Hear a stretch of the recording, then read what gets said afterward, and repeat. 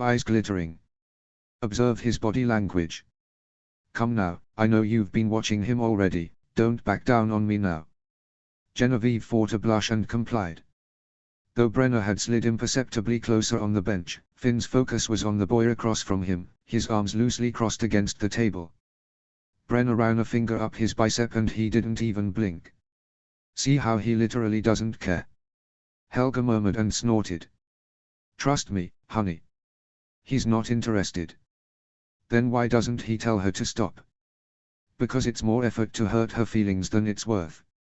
Plus he's got the biggest head under the sun, so he'll tolerate it just to nurse his ego. Genevieve shook her head, fighting a laugh. That's ridiculous. And she looks ridiculous for not seeing the signs of his disinterest. Helga raised a brow. Tush. Genevieve sipped her tea, pondering. You seem to know an awful lot about him. We grew up together. This seems a touch more personal though, Genevieve pressed. Are you and Finn? Helga crowed a laugh. Gods, no, I mean, we dated a few years ago but it didn't work out. All for the best though, we've both moved on. Genevieve had wondered from the start what exactly their relationship had entailed. It was clear to her that they were closer in friendship than just mere acquaintances, but she hadn't realized they'd actually gone out together.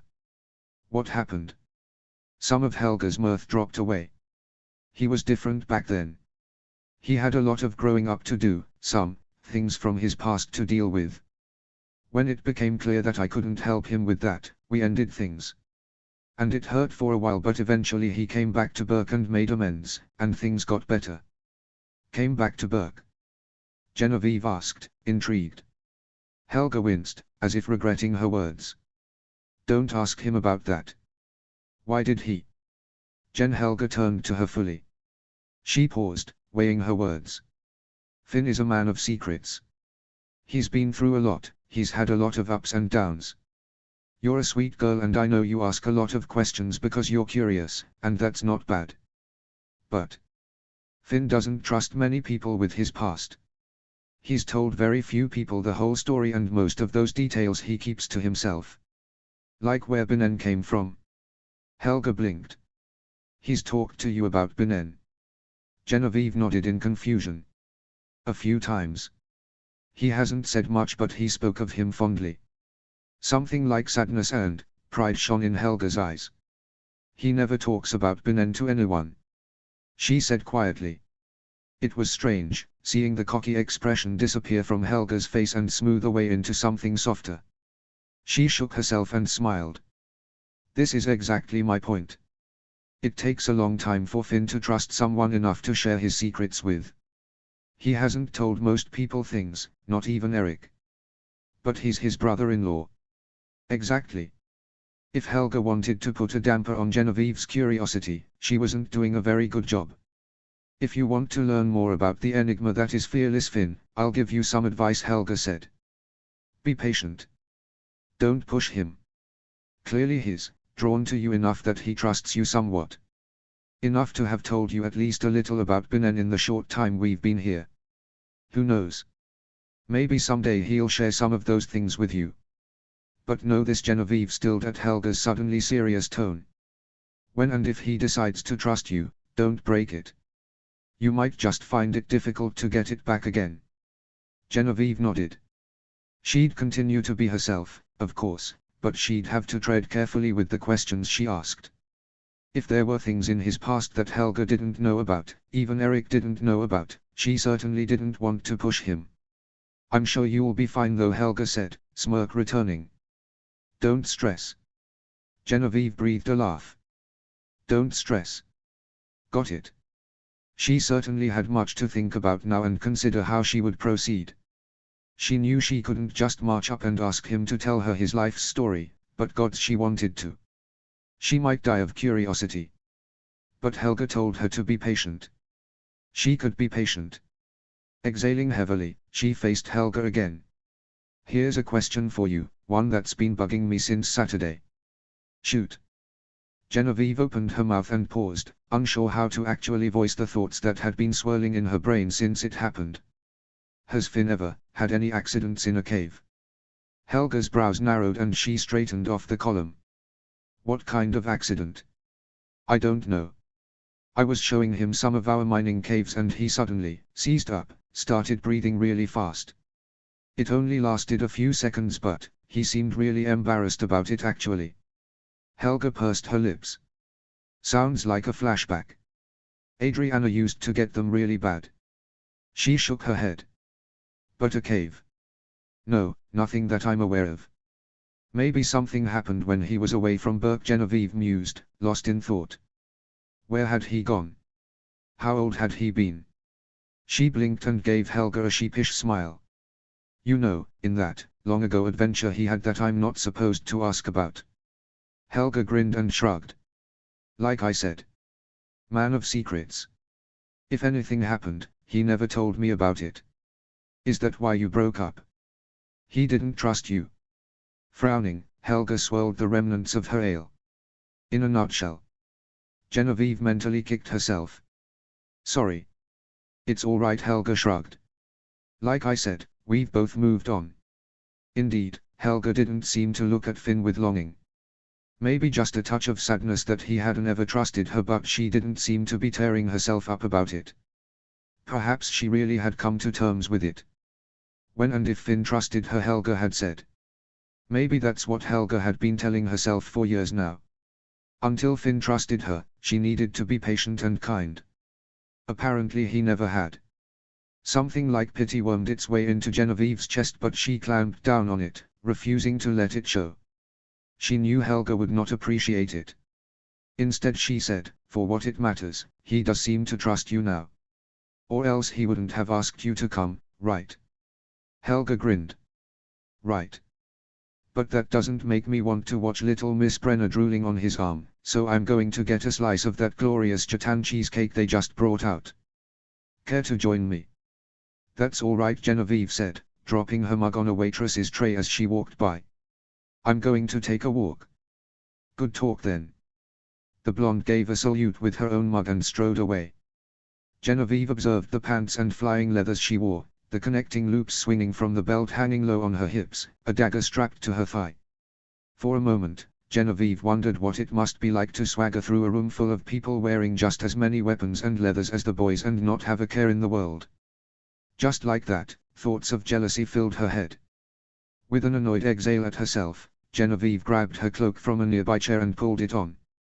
The guards opened the doors and she muttered a quick thank you as she left, pulling the hood tight against her face in a meager attempt to hide from the icy wind. Gravel crunched beneath her boots as she walked. Not many pedestrians were out at this hour, the majority of the village in the town hall. There was no one around to hear her muttered frustrations except the wind, which snatched away her words. With every step, her frustration built. Pants, dragon training, the mundane day-to-day tasks she had to participate in, Finn, her never-ending plethora of questions she was fighting to keep inside, all of it swirled through her head like the snowflakes beginning to flurry from the skies. She didn't know why she was even frustrated when she thought about it. Perhaps too many things were building at once. Perhaps she was just overthinking everything. Don't be so selfish is probably what her mother would say. Be thankful and content. Yes, she had a lot to be thankful for. But it wasn't selfish to want to get out of her comfort zone, to do something different, whether that was wearing pants, which were much more practical for cold weather, or riding a dragon. Now she had a secret to hide. What would her parents say once they found out what she'd done? And then there was Finn, who hadn't uttered 2 words to her in the days since the flight. He couldn't spare her 5 minutes. She'd made sure he had breakfast on the kitchen table every morning, which he dutifully took, but did it never occur to him to at least leave a thank you note? She didn't need a thank you to feel appreciated. No, she just wanted him to acknowledge her presence without her having to initiate it. She tried to envision what might have happened if it had been her sitting beside him in the town hall instead of Brenner. If she'd been brave enough to touch his arm or slide closer, would he say or do anything back? Or would he simply dismiss her just like any other uninteresting girl vying for the heir of Burke's attention? With a high-pitched screech, she turned and kicked a nearby barrel, which thankfully wasn't full of fish. It crashed to the ground and rolled down the side street with a heavy thump-thump-thump sound that echoed down the corridor. Huffing and trying to get a hold of herself, she charged after it. She groaned at its awkward weight as she dragged it back to its place and replaced the lid, the icy corners digging into her palms. She made to continue down the street to her house when she saw it looming in the darkness across the village, the arena. Torches burned in the sconces at the gate, but she saw no guards on patrol. They were likely fetching their dinner at the hall like everyone else. It was completely empty. Save for one. Her heart leaped into a gallop. She could go check on the shockjaw, see how he was faring. It was cold out after all, and she thought she'd heard Finn say earlier that he hadn't gotten him to eat since she had fed him on Friday. Well, that was just ridiculous. She could get him to eat, she knew she could. Just because her parents didn't want her training a dragon and Finn had to be all noble did not mean the poor beast had to starve. So, because she was frustrated and feeling a bit rebellious, Genevieve threw all caution to the wind and stomped to the arena. Mercifully, there were indeed no guards. The portcullis was down however, and she peered at the pulley mechanism with a grimace. She likely wasn't strong enough to lift it fully. After a few tugs, the cold metal groaning noisily and making her clench her teeth for fear of attracting passers-by, she managed to raise it just enough to squeeze underneath the metal points. The frigid temperature seeped into her bones, snow covering the back of her cloak. She shivered and clenched her cold hands as she looked at the small space she'd crawled under. If anything happened while she was in here alone, she doubted even Finn would be able to wedge his way beneath it, though he could probably turn the lever without breaking a sweat. She'd felt the strength in his body during that flight with the flexing of his stomach and chest and shoulders. Even with her legs strapped in and bracketing his, she'd felt the solid strength that was his body. She tried not to think too hard about those particular details of the flight. Blowing into her hands, Genevieve gazed around the empty arena.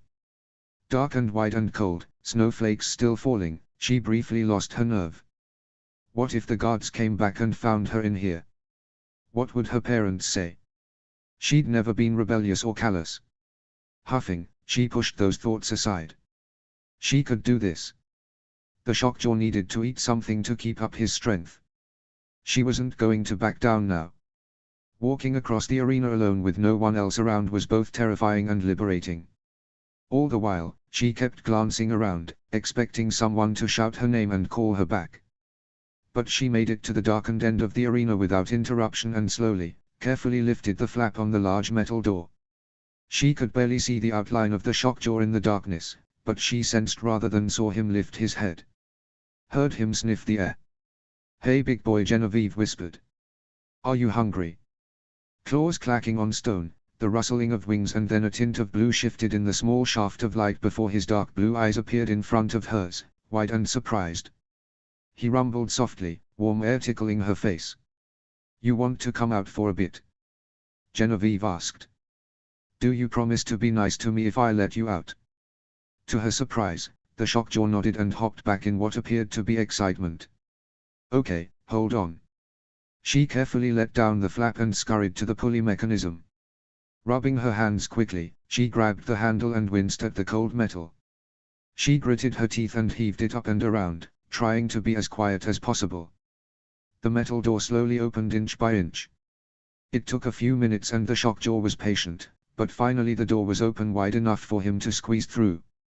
He trotted into the middle of the arena and shook his hide, sniffing up at the air and gazing at the snow-filled sky. Terror suddenly seized her, even as she tucked her hands into her armpits. What if he flew off and disappeared? Oh, then she'd really be in trouble. She didn't have the guts to lie or hide that sort of thing. She'd confess to it if it happened. Her parents would be furious, and Finn. She briefly wondered if he would be upset or disappointed. Mercifully, the dragon didn't fly away. His wings didn't even shift as he huffed, his breath a plume of hot air. He looked back at her and sat down, waiting. Waiting for... Oh. Genevieve trotted to a nearby barrel and heaved off the lid. Ick. Grimacing, she grabbed an icy cod from the top of the pile. It reeked to highest guard, but she didn't allow herself to put it down. Turning back to the middle, she found him already sniffing. Thinking back to the first time she'd fed him, she relaxed her posture and held up the fish with both hands. Waiting with the span of a few breaths, his blue eyes searching her posture and expression before he snatched the fish out of her hands and gobbled it down. He smacked his lips and crooned expectantly. Genevieve huffed a laugh. You're a maximum pain, you know that. She heaved the barrel closer to the center of the arena with a groan. You could just let Finn, feed you, you know. The shockjaw grumbled, tail swishing against the ground, pushing snow into long angular piles. He knows what he's doing, Genevieve said, grabbing another fish. She lobbed it into the air, amazed when he snatched it up. She'd half expected him to let it drop, like he had for Finn the other day. He's trying. Smacking his lips again, the shockjaw rolled his eyes. Why don't you like him? Do you not like men? Genevieve asked, throwing another fish. She didn't care if she fed him the whole barrel, she'd feed him until he was full and worry about the empty barrel later. He snorted and peered up at the sky. Genevieve wasn't sure what to say to that pointed lack of response and threw another fish at his feet. You shouldn't be so cranky. No one has hurt you here, and no one will. You should trust us. She paused. Trust me. The shockjaw peered down at her, exhaling a long, fishy breath that sent another plume of smoky air into her face. She waved it away with a frown. Don't get huffy. Such antics are beneath such a beautiful beast like you. He seemed to smirk, blue eyes glittering. She didn't know how, but he seemed to, teasing her with the look. Oh, you big, bending over and stuffing handfuls of snow together before lobbing a snowball at his face. It exploded in a puff of white powder and he blinked, shaking his head in surprise. Genevieve brandished a finger up at him.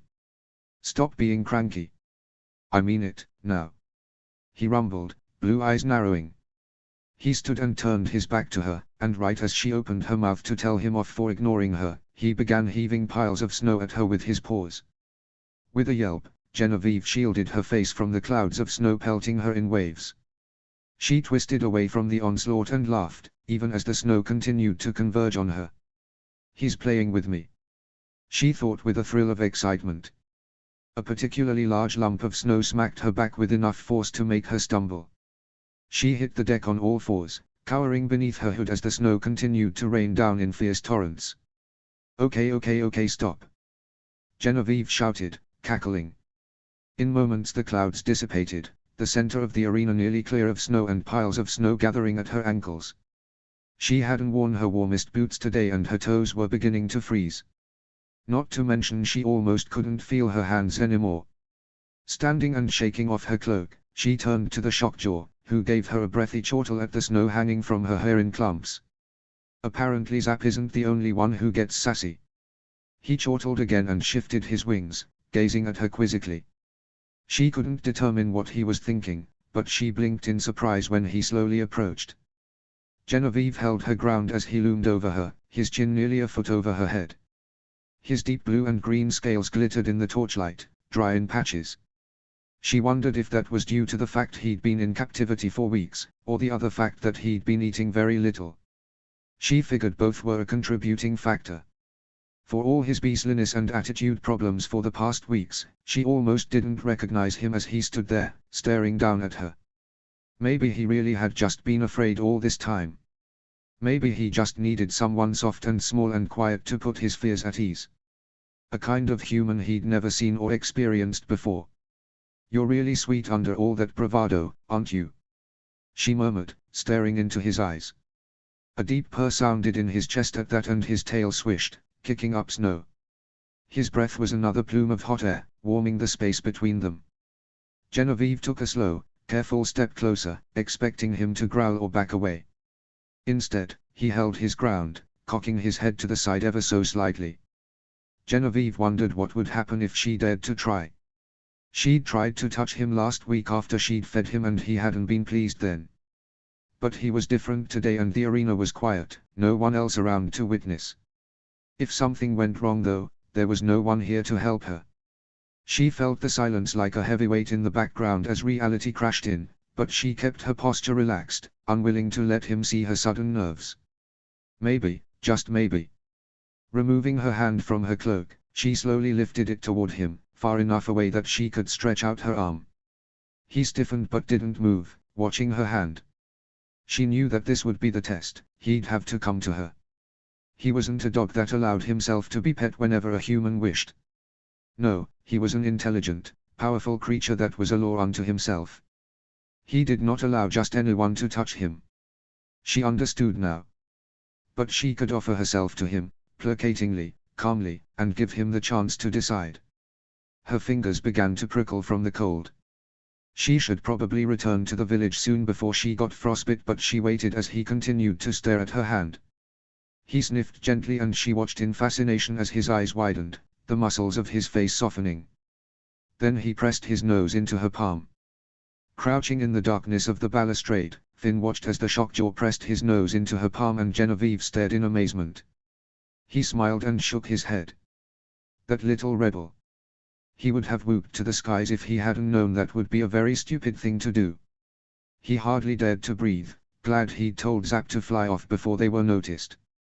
Thankfully she'd obeyed without so much as a huff. She seemed to feel the weight of the situation below. He'd known that Genevieve was watching him all evening, felt her dark-eyed stare across the room like a brand. She was simply bursting with questions, and while he hadn't had a chance to talk to her the last few days, he wasn't sure if he was more impressed with her amount of self-control or terrified at the questions she clearly wanted to ask. Still, he hadn't worked up the nerve to approach her. Especially not when that other girl, Brianna, was practically sitting in his lap. It had not escaped his notice however when Genevieve had suddenly donned her cloak and left the hall. He'd assumed she'd gone back to the house. Exhausted from another long day's work, he'd left the town hall not long after just to find the house dark and empty. Genevieve almost always had a few candles burning at night, and sometimes, when he was lucky, he could hear her humming absent-mindedly from the room directly below his. But it hadn't taken long for him to realize that she might have gone to the arena. There was no patrol and the dragon was by himself. She wasn't a rebellious girl, but in light of certain events, it was exactly what he would have done in her shoes. Thus, he'd arrived just in time to hear her cackles echoing across the stone walls. He'd watched in shock as the shockjaw showered her with plumes of snow, biting his knuckle to restrain his own chuckles. That sneaky, overgrown lizard was just like Zap deep down.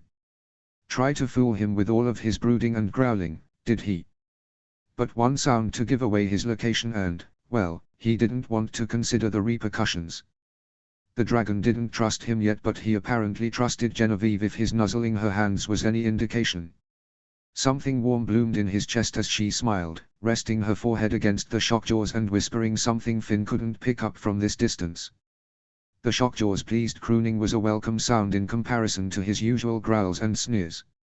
Maybe she'd been right all along. Maybe he was afraid of men. Maybe he just needed a woman's touch. He weighed this new development against his instructions, especially Molly's. Genevieve wasn't to get involved and he wasn't to get any more ideas. Taking her on that flight probably hadn't been one of his wiser ideas. Or had it? For all of Genevieve's intelligence and graciousness in helping the village, she wanted more out of life. Who was he to deny that of her? His entire world was made up of breaking the fourth wall, of thinking outside the box. His parents had reconstructed their entire world from a theory and it had succeeded all these years. Who was he to not share that with someone who had so much hidden passion inside? Finn withheld a sigh. Things were about to get more complicated. It was a few more minutes before Genevieve finally sighed and dropped her hands. I have to go now before I freeze. Finn realized with a horrified wince that her hands were bare. She could get frostbite, what was she thinking? I hate to make you go back in there, but if you don't go in, they'll know someone let you out. With a sad moan, the shockjaw bumped her shoulder with his nose and returned to the cage, tail dragging in the snow. When the rumbling of the closing door filled up the silence as she began turning the pulley mechanism, Finn moved. By the time the doors were down and she whispered a goodbye to the shockjaw, Finn was already across the arena and climbing down the balustrade. He had just enough time to lean against the cold stone wall beside the portcullis before she wriggled beneath the sharp spokes with a groan. She didn't notice him standing there as she slowly got her feet, teeth chattering. You know, Genevieve squeaked and whipped around, eyes wider than he'd ever seen them. I can't tell if I'm more impressed by your ability to withstand the cold, your dragon training skills, or your rebelliousness. She slapped a hand to her chest with a sigh of mixed relief and terror, a small laugh escaping her. Finn. He smirked. General. Her smile faltered and he couldn't deny that the guilty look on her face was a touch adorable. I can explain. Please do. Finn gazed through the bars of the portcullis toward the now closed dragon pen. How exactly did you win his trust? Because it's driving me a little crazy just how easily you were able to do that. Genevieve blinked and he waited for her response as he began lowering the portcullis. You're not upset. Upset? What do I have to be upset about?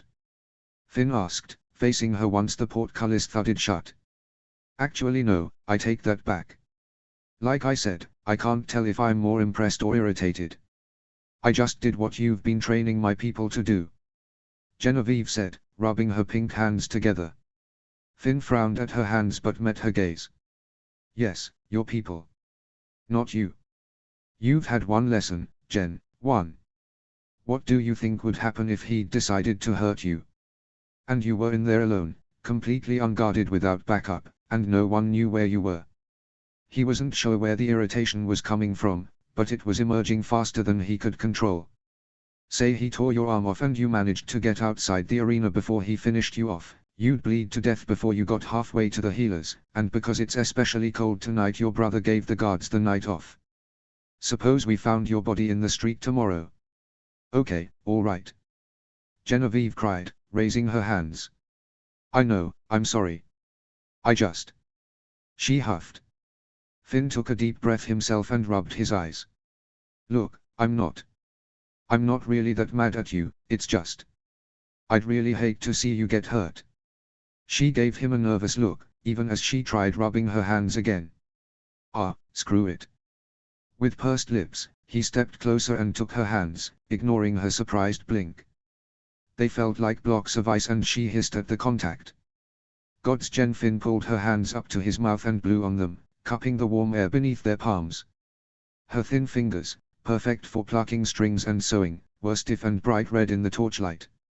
She groaned at the mixture of cold and heat, perhaps not caring about propriety in that moment. We need to get you home before you lose a few fingers, or you won't be playing harp again anytime soon. Yeah. Finn led her down the street at a brisk pace, wishing he had some gloves. Unfortunately he'd left them back in the loft before dinner. Genevieve stuffed her hands into her armpits as they walked. If all the snow covering her from head to toe was any indication, it probably wasn't doing her much good. I'm sorry. I know I shouldn't have gone in there. He sighed, shoving his hands into his pockets. I understand why you did, and I don't blame you. They passed 2 more houses before he worked up the nerve to ask, why don't you talk to your parents about it? Dragon training. I told you the other day that they won't hear it. Okay, so you go in there without their permission and risk your life instead. Genevieve screeched to a halt in the middle of the street, her hands bunched at her sides. You were the one who told me to take chances. Not at the expense of your life. Finn exclaimed, then pointed at her hands. Hide your hands or I'm taking off my smelly socks to use as gloves. She grimaced and grudgingly tucked her hands away. Now I'm all for training you, Finn said. What I'm not up for is losing you in the ring. Yes, we established that. He huffed. What I'm trying to say is the only way this can proceed is if you talk to your parents, convince them why you should train a dragon. I don't want to train a dragon, I want to train Maximum. Confusion extinguished all thought and Finn stared for a moment. What? Genevieve drew herself up to her full height. His name is Maximum, short for Maximus. Finn blinked. Why? Because he's a maximum pain, making us all think he's an untamable beast all this time. He stared, all thoughts vanished from his head before he couldn't help it. He laughed, the sound echoing down the street. Genevieve clicked her tongue and stomped away, hands shoved deep in her cloak. No wait. Finn trotted after her, grabbing her elbow. I'm not making fun of you. Oh, of course you're not. Genevieve yanked her elbow out of his grip and glared. Finn's mirth died instantly. Oh, she was angry at him. He couldn't decide if it was frightening or hot. And I suppose you're not ignoring me either. Finn stared in confusion. Ignoring her? Since when had he been ignoring her? She huffed and stalked away again. Ugh, women, Finn muttered before running to catch up. He skidded around her and raised his palms to stop her. Jen, talk to me. What did I do? Do? Genevieve demanded. You didn't do anything, that's the problem. No, scratch that. You come into my quiet, sheltered little life and blow the door off the hinges as it were. Everything was fine until you guys showed up with your dragon riding, and now I'm having a bit of an existential crisis because I've never been so confused and disassociated with my entire life before, and it's all your fault. Finn pursed his lips. Technically it's your dad and brother's fault, I was hired in. Genevieve was not to be swayed apparently because she continued, and then you take me on that flight after getting me to spill all my secret hopes and dreams, and if you seriously wanted to follow instructions and not get me invested in dragon training, then why did you take me on that flight? Well, Finn started. And furthermore, Genevieve interrupted, brandishing a finger in his face. Finn bit his cheek to hide the smile threatening to take over. Not only do you show me a whole new world that I never knew existed, not only do you provide an obvious means to an end for my desires for a different life, you don't talk to me, or even look at me, for days after. She was panting by now and the tone of her voice was steadily rising in pitch, which only signaled tears. At least that's how it always worked for his sister. Finn raised his hands. Jen, deep breath. Surprisingly, she listened, pressing her still red hands into her eyes and exhaling heavily. They were silent for a minute, Finn racking his brain, trying to think of the best thing to say. Gods, he never wanted to be Eric Moore in his entire life. His bra had a way with words and he was just too blunt sometimes. He didn't want to make it worse. Apparently she was pretty upset with him, it made sense really. All this conflict and confusion had been bottled up and building inside her for days, weeks. It was bound to come out eventually. And yeah, he hadn't made it any better by keeping his distance. I wasn't trying to ignore you, Jen, he said at last. I know you've been busy, Genevieve said quietly, rubbing her face and tucking her hands under her cloak again. But you could have at least said something. Or at least looked at me. Or, were you that unaware of my presence in the hall? No, I knew you were there, Finn said quietly. Shame warmed his cheeks. He'd known she wanted his attention, and because he was so stubborn, because he was confused with his own feelings, he couldn't be bothered to consider her feelings too. He couldn't even spare her one glance. One smile. No wonder she was upset. Sighing heavily, he met her gaze. I'm sorry. I know I can be a little aloof and callous sometimes. You're not though, Genevieve said. You're not callous at all. No, but I'm a lot more afraid and selfish than people realize, Finn admitted. Sometimes. I'm so wrapped up in what I'm thinking and feeling that others' thoughts and feelings don't. It's not that they don't matter, it just doesn't occur to me. I'm too wrapped up in myself sometimes. Genevieve gave him a wan smile. There's a lot of that going around, it seems. I could have sought you out. I thought about it, but, well. He couldn't resist the smirk. You didn't want to prove me right when I called you nosy, right? Genevieve rolled her eyes, but it was a relief to see her smile. Yes. Finn nodded. She'd been honest with him. He could lower his pride and do the same for her. Do you want to know why I was so stubborn about not seeking you out? Nervousness filled her eyes, but she nodded. She wanted the truth. He could do this. Even as his heart hammered in his chest, he could do this. I had a blast on Saturday. I really did. But there are two thoughts that have been plaguing me ever since. One, it's been a long time since I've had that much fun with a girl, and say it. Say it, you coward, he chided himself mentally, even as his gaze dropped to the ground. And not felt guilty about it. He plowed on, terrified to gauge her expression. And two, I knew you'd have a lot of questions about everything that happened that day, and because I was afraid of which ones you might ask, I guess I used my busy schedule as an excuse to brush the opportunities to talk to the wayside. All was silent in the cold street, and he finally dared to look up at her. She was staring at him, that little pinch in her left cheek a sign of her deep thinking. Why would you feel guilty about spending time with a girl? She finally asked. He winced. That is one of those questions that I was terrified to hear. Genevieve huffed a laugh. How unfortunate. She didn't press the topic, which he was grateful for. What sort of things can I ask about then? Because I know I'm a fast thinker and questions shoot out my mouth before I consider the propriety of it. Finn laughed. Oh, you will never get a lecture from me when it comes to propriety, for I myself have none. She smiled but raised her brows to answer the question. He shoved his hands in his pockets and sighed. I don't want to put a bunch of restrictions on you like that, I don't think that's fair. But if there are things you don't want to talk about, then you shouldn't have to. Her eyes lit up. You will use a code word. He blinked, grinning in amusement. A code word. Precisely. For example, when I ask a question that's too close to any particular topic that you don't want to discuss, you say the code word and I'll know that's a taboo discussion. Well, taboo sounds a bit harsh. Finn shook his head. And what kind of code word would we use for this hypothetical situation? No, this is happening, I insist, Genevieve stated with a sweet smile that had him snickering. Let's see, red. PFT, red. Like my hair? Yes. No. How about curly? After this bushy mane? Absolutely not. It would be easy to remember. Stop flirting and focus. The code word can be flirting. It will remind us of these good old times in the cold. Finn gasped, or the code word can literally be code word and no one will be the wiser. Well, that is the purpose of a code word, dearie. Genevieve waved a red hand. Finn's smile slipped off his face as he noticed the white tinge on her fingers. Stomach dropping, he said, frostbite. Genevieve blinked and suddenly nodded. Frostbite.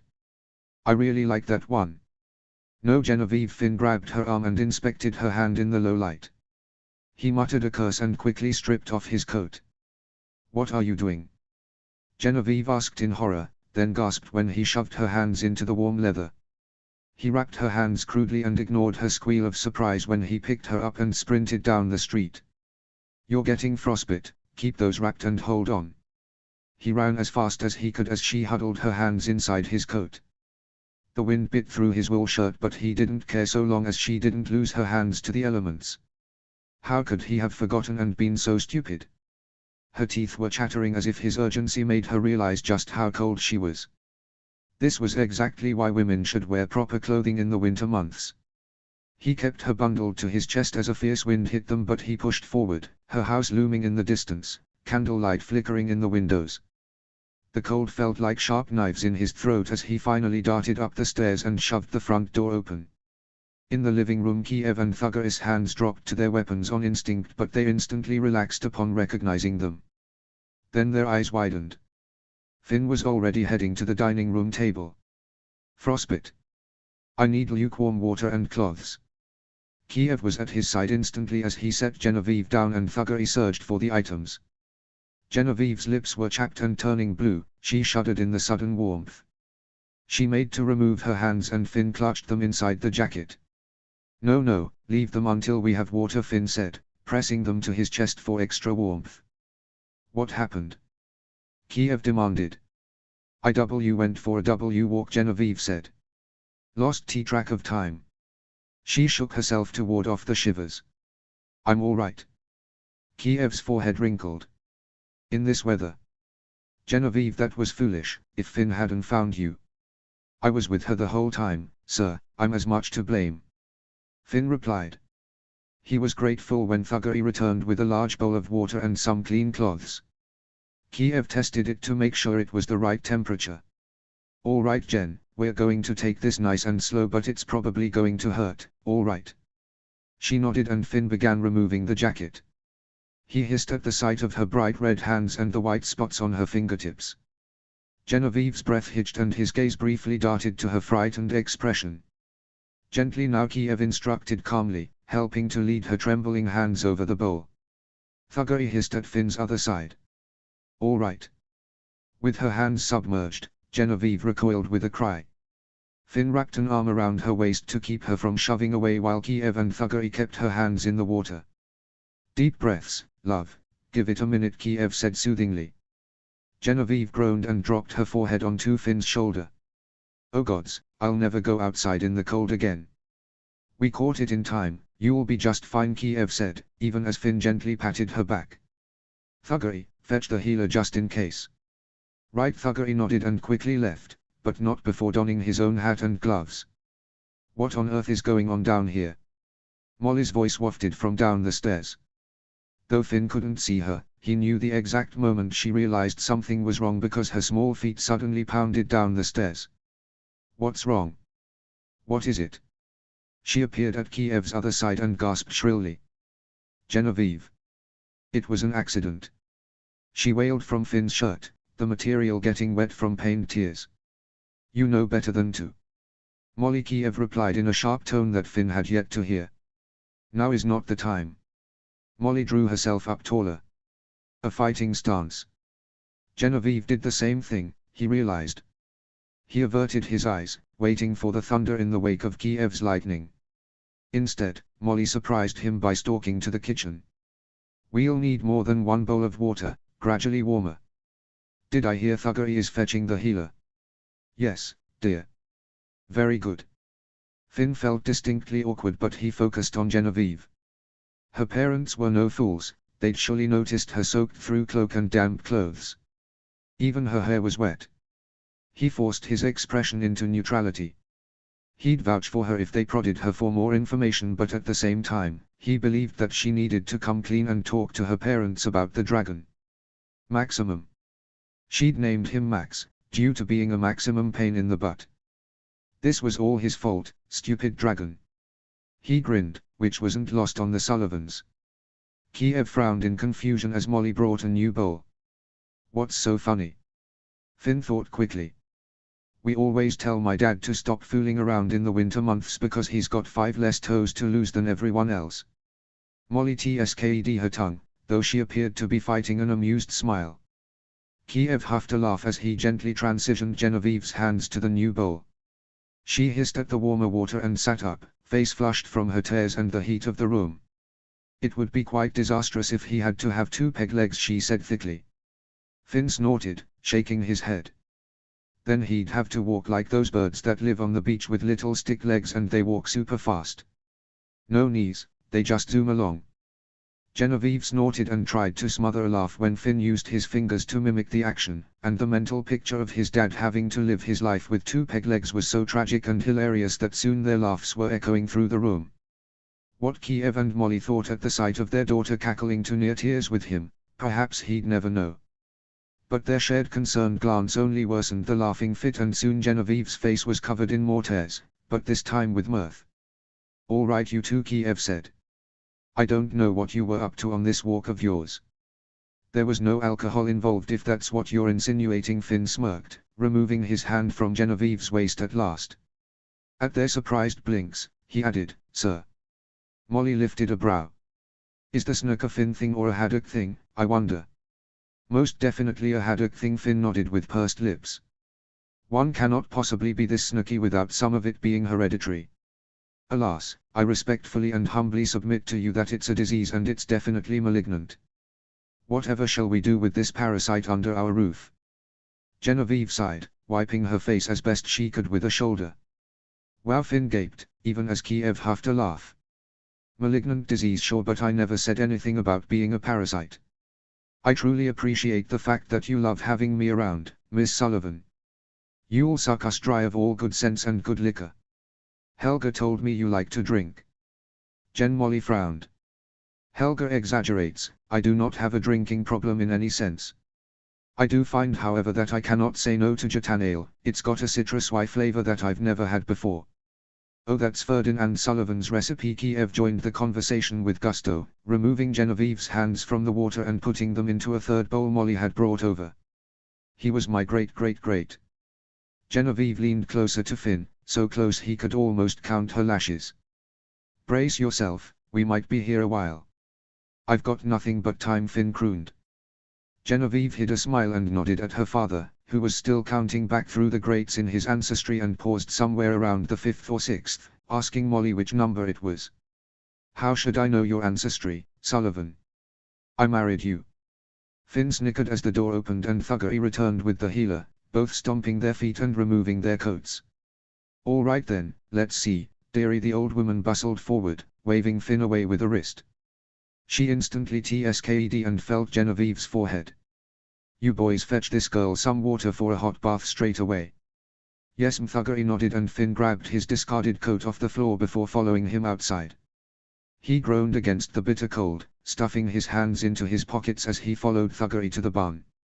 A small pile of buckets lay just inside the door. The horses nickered from their stalls as they briefly appeared. "I swear, one of these days Mom is going to kill her," Thuggery muttered. "What were you guys doing out anyway? It's freezing." Finn followed him to the well down the street, buckets in hand. "We were just talking and lost track of time. Yet she's mysteriously soaked to the bone and you're not. She has terrible aim in a snowball fight whereas I do not." "Ha!" Thuggery cackled as he tied off the first bucket and plunged it into the well. "You're learning, but you don't know my sister that well yet. You'll find she has impeccable aim actually." Interest piqued, Finn asked, "Really?" "Yup. Being the youngest of the brood and with me as her closest buddy, she had learned all the things to not be left behind or picked on. So naturally I taught her everything I know." "What a bro. Didn't you do the same for your sister?" Thuggery asked, dropping his second bucket down. Finn winced. "Actually no. Adriana and I didn't really get along when we were little." "No. But you're twins, that practically makes you honorary best friends. I think it would be awesome to have a twin." He shrugged a shoulder. "Sometimes it is. It's gotten better as we've gotten older. When we were little though, Adriana just annoyed me." "Well yeah, sisters do that, what with their flowers and ribbons and crying at the drop of a hat." Finn blinked. "Exactly. Finally someone who understood." He dropped his first bucket down the well. "And Adriana's been through a lot, so she had a rough childhood. She couldn't really be a normal kid and I think that always made me look at her as if she was weak. But as I've gotten older, I think she's one of the strongest women I know." He tied the second bucket to the rope and watched as it disappeared into the darkness. "I haven't taught her everything I know, but I do love her with every fiber of my being. I'd do anything for her." Thuggery nodded and slapped his shoulder. "What a bro." Finn laughed and followed him back to the house, their footsteps choppy as they tried to walk without spilling. "How many trips is this going to take, do you think?" 3 if we're lucky." He swallowed his sigh. It was for Genevieve. He would not complain. "Great. Don't sound too chirpy, Mr. Sarcastic. I'm trying to have a good attitude, okay?" Finn said as they marched up the steps. "Loser has to clean up all the spilled water." With that he towed the door open and took the stairs 2 at a time, ignoring Molly's chirps about spilling. "Loser cleans up, Mom, it's fine and it's cold outside, we got this." Thuggery shouted from his heels. "Also, you have the disadvantage of not knowing where Jen's bedroom is. It's directly below the loft, dingus." Finn darted down the hall, careful not to spill any water in her room as he entered. He briefly noted the smell of her perfume and the neatly made bed, bureau, and a barely started tapestry strewn across a desk. "How did you know that?" Thuggery set down one bucket to pull a large silver tub with feet out of her closet. He dragged it over top a small fireplace of hot coals and they quickly yet carefully poured the buckets of water inside. "Sometimes I can hear her singing," Finn replied quietly, hoping she and her parents couldn't hear him from below. "How dreamy," Thuggery smirked. Finn shoved him onto Genevieve's bed and darted out the bedroom, buckets in hand. Thuggery was on his heels in moments and they charged back down the stairs. The first one to the well would obviously be the winner, since the other would have to wait their turn to gather water. Finn slid down the banister, cackling as Thuggery tried to shove him off. They tore out the front door and leaped down the stairs, trying to outrun each other to the well. They probably looked ridiculous fighting over a rope and trying to tie their buckets. They spent more time shoving and wrestling in the snow than collecting water, and it took Molly's shouting out the front door to get them to finally gather more water. They reappeared flushed and covered in snow, but after 2 more trips Genevieve's tub was filled. Molly dubbed both of them losers and insisted they clean up the trail of water, handing each of them a towel. Finn left Thuggery at the front door to start in Genevieve's room, knowing that the sooner she got in the hot water the better, so she shouldn't have to wait for them to clean her floor last. He'd simply work backwards and meet Thuggery halfway. He winced at the sight of wet footprints and puddles on the floor around the tub and quickly got to work. With all the competition, they'd made more of a mess than was necessary. Perhaps with all her siblings she was used to that though. What an interesting concept to have such a large family, to be the youngest of 9 kids. He'd met most of her family by now. Genevieve had 3 sisters and 5 brothers. The sisters were as prim and proper as Molly, sweet and kind, except for the one who'd promptly called him a barbarian and stalked away. Molly had quickly advised not to mind her as she was wound a bit too tight most days. The brothers though, well. Having only Adriana as a sister, Finn had always dreamed of what it might be like to have a brother. He couldn't imagine having 5. They were all good-natured and muscled, hardcore Viking men through and through. Of these siblings, each was married and most of them had children.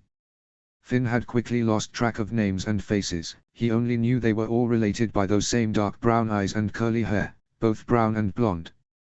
As he sopped up the water from the floor, he took a chance to look around her room. The bed frame, bureau and desk were made of a deep cherry wood. On the walls were various things she'd made, needle art and sketches and paintings of nature and animals, even dragons. A collection of shells and colored rocks and a pile of what suspiciously looked like dragon scales lay scattered on her wide windowsill. Shelves had been nailed into the walls for books and art supplies.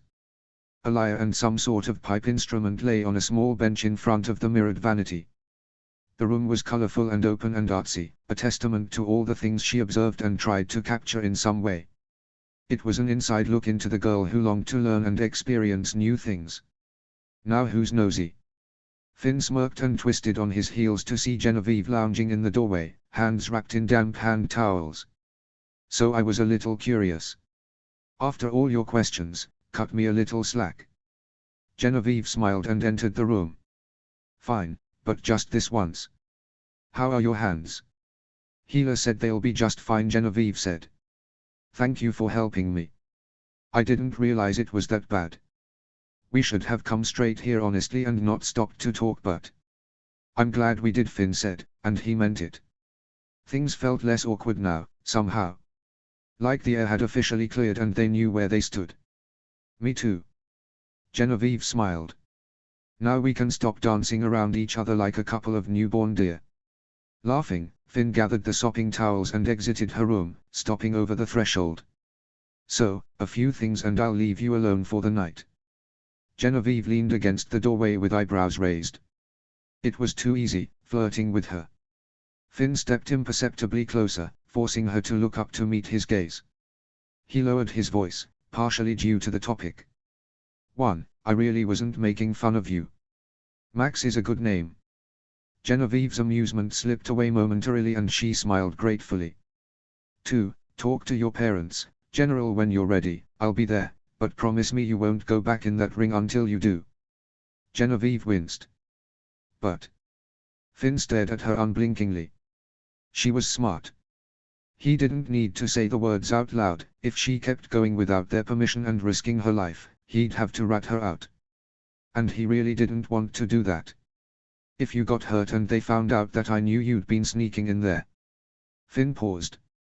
That would be really bad. Genevieve finally conceded. All right. I promise. I have until Friday anyway when our little deadline happens.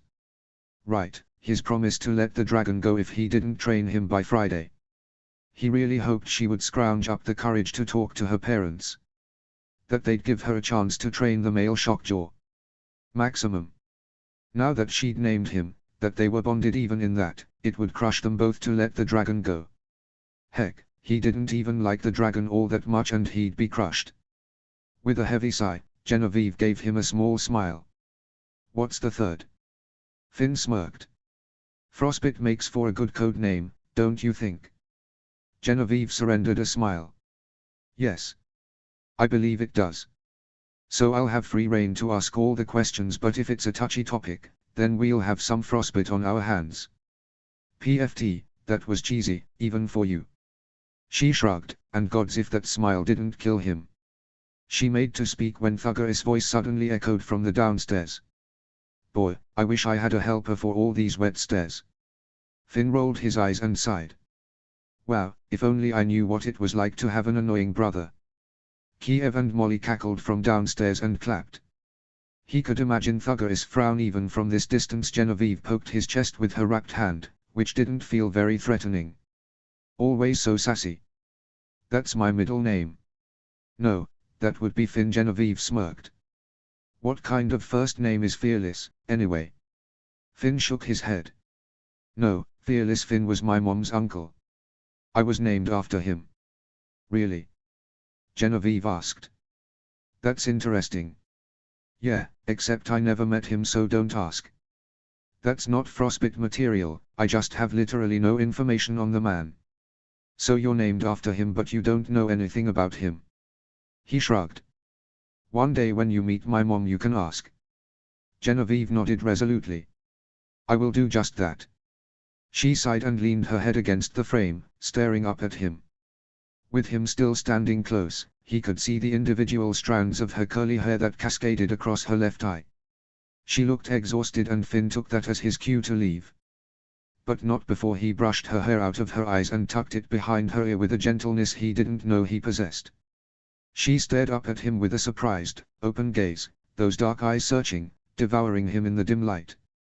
Her lips parted as if she'd speak but he gave her a crooked smile. Good night, General. Before she could say another word and snuffing out any chances of him doing anything supremely stupid and rash, he turned and marched down the hall and disappeared down the stairs, heart thudding with every step of his boots. He tramped down the stairs in time to hear Thuggeris griping from the floor. About time you stopped flirting with my sister and got to work. I'm getting blisters and my back hurts. Are you always this whiny? Finn demanded, stepping up behind him while twirling a wet rag in his hand. He grinned in amusement at the sight of Kiev's eyebrows shooting up into his hairline as he added, you'll have worse things to complain about than a sore back. What? Finn flicked out the towel toward Thuggeris' butt and with a loud, wet slap, he collapsed to the floor with yelp. Oh my gods, I'll kill you, Haddock. Finn charged back up the stairs, taking them 4 at a time as Thuggeris dragged himself off the floor and took off after him. He heard Genevieve laughing in her room as he barreled past, taking the stairs to the loft as fast as he could. He slammed the door shut and waited patiently with the towel ready. Thuggeris burst through the door and his eyes widened, going too fast to stop himself as he realized his error. The resounding slap of the towel hitting a decidedly more sensitive area was echoed by a scream so loud, Finn was pretty sure he lost a third of his hearing that night. It had been an accident but Finn was still rolling on the floor laughing by the time Thuggeris recovered. He tried to smother Finn with a pillow after that and it was game on. It was another quarter of an hour before Molly marched up the stairs to the loft with a scowl and told them off for keeping the neighborhood awake at such an ungodly hour. She sent Thuggeris away and bid Finn good night, closing the door behind them as they left. It was a while before Finn was able to wind down from all the activity. But eventually, before he drifted off, he wondered if he would have ever goofed off like that with Darren, his little brother whom he'd never known, if he'd survived. He smiled at the thought. Yes, he suspected their relationship would have been just like that. Well, he supposed Thuggeris could be an honorary brother. Chapter 38, Warrior. Chapter text. Adriana was beyond sick of winter and she was beyond sick of being pregnant. She should be grateful, her mother had remarked sweetly. At least she wasn't suffering in the sweltering summer heat. Adriana supposed this was rational, but she was bored and tired of sitting at home doing nothing. At least it felt like nothing. Decorating the baby's nursery had taken up most of the week. With her daddy's careful sketching and Eric's surprisingly steady hand at painting, a variety of terrible terrors and clouds were now painted throughout the spare room in the tiny house. The work had given her a reprieve of her boredom. Truthfully, she wasn't miserable. She just wanted to go the Great Hall or go to Taryn's or Inga's or something. All of their friends had come now and then to keep her company while Eric was working. But it was the distinct lack of her ability to go anywhere due to the icy roads that kept her spirits down. With the exception of her weekly checkups with Mara, who had not yet deemed her under house arrest as long as she was careful. She still had 2 months to go until her due date after all. She was big but she wasn't a moose just yet. Still, she could barely contain her excitement as she donned her coat and scarf. Eric had agreed that she go with him to the market for food as well, though they weren't exactly running out. She suspected that he was taking pity on her constant state of antsiness. Adriana stared down at her boots with pursed lips. This was going to take a while. Eric emerged, a knowing smile on his face.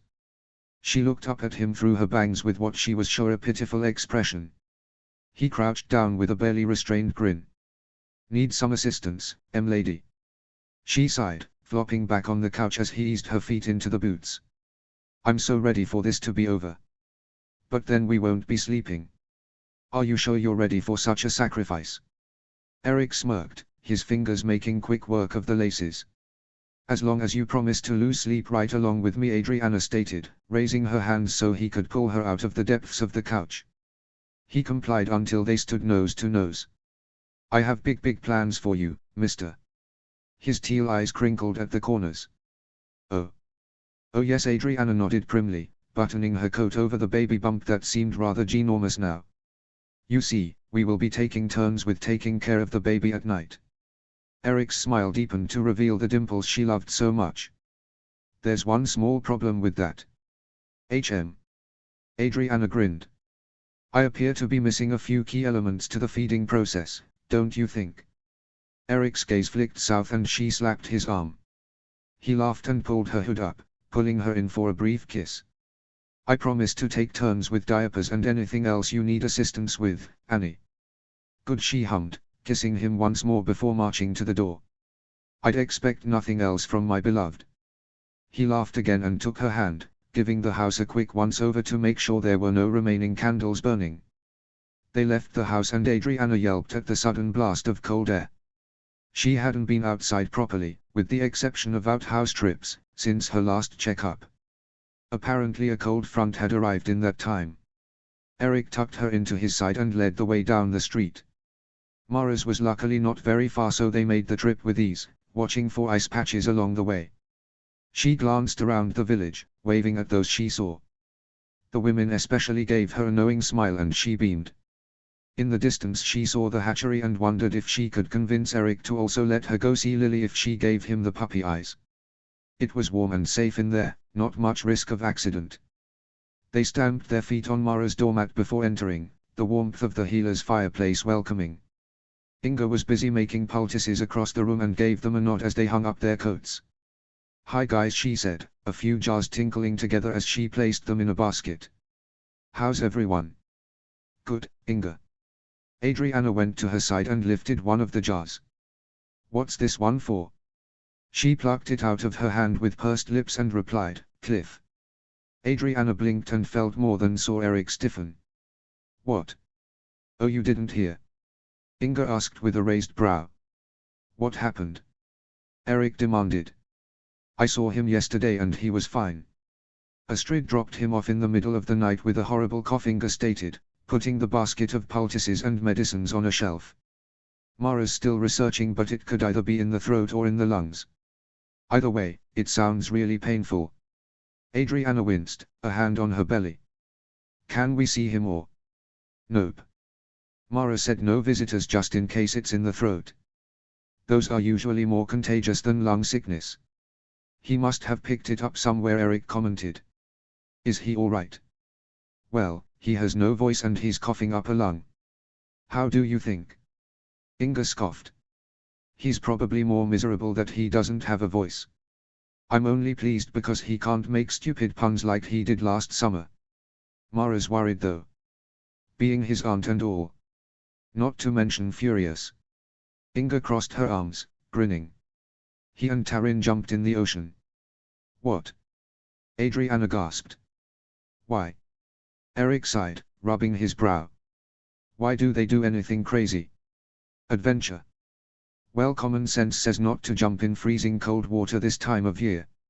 No wonder he's sick." "That's what Mara said. Like Eric, we assumed that he'd just picked it up somewhere." Inga shook her head. "That is until Tarin showed up fretting and begging to make sure he was okay. I knew it was more than just her being a worried girlfriend because she started cleaning." Adriana and Eric shared a small laugh. One could always tell when Tarin was feeling especially stressed or guilty when she started cleaning. "So obviously I cornered her," Inga said proudly. "I told her, Taryn, if there's something you know that we don't, then you need to fess up right now. Cliff is our patient and we need to know anything that might have happened so we can know how to take care of him. And then it was like opening the floodgates. She told me the whole story.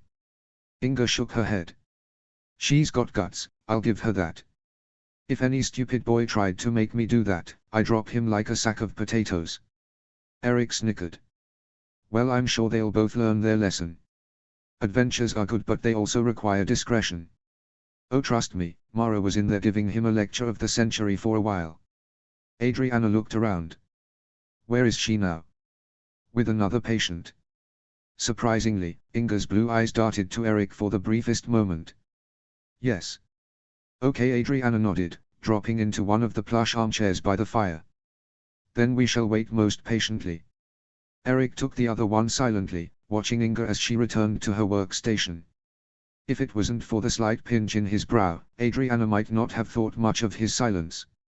He wasn't chatty like Cliff or even Finn, who was more likely to make boring small talk just to fill up the silence. As it was, he was tense, the fingers of his left hand clamped on the chair. Confused, Adriana put her hand atop of his. A blink and the shadow in his eyes was gone and he faced her with a smile. She frowned.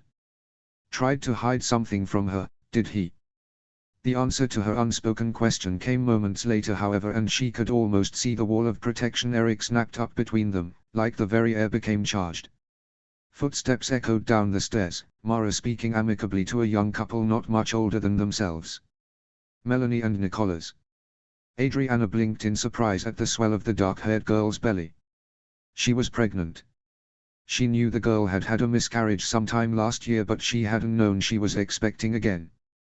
A quick glance at Eric answered her questions. He'd known and not told her.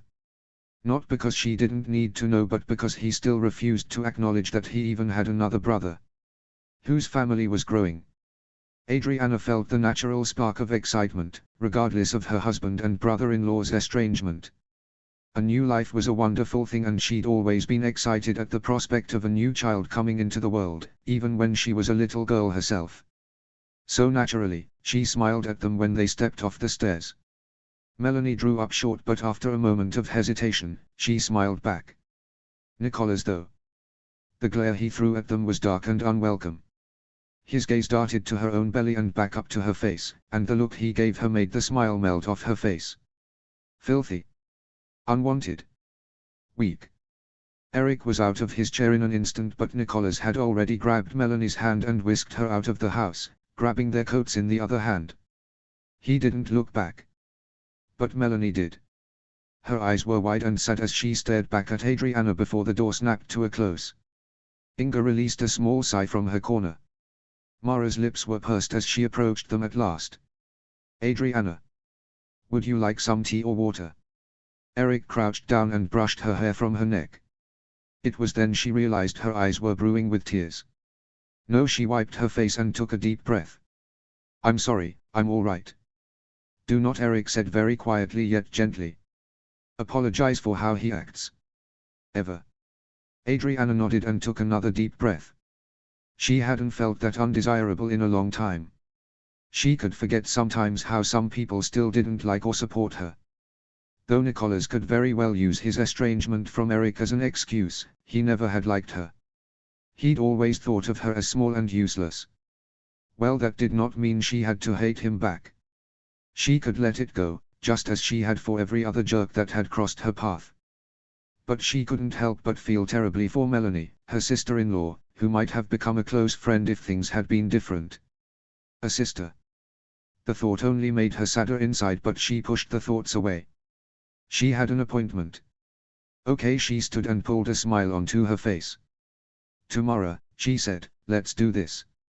Once Adriana had followed Mara into one of the patient rooms for her checkup, Eric glared out the window.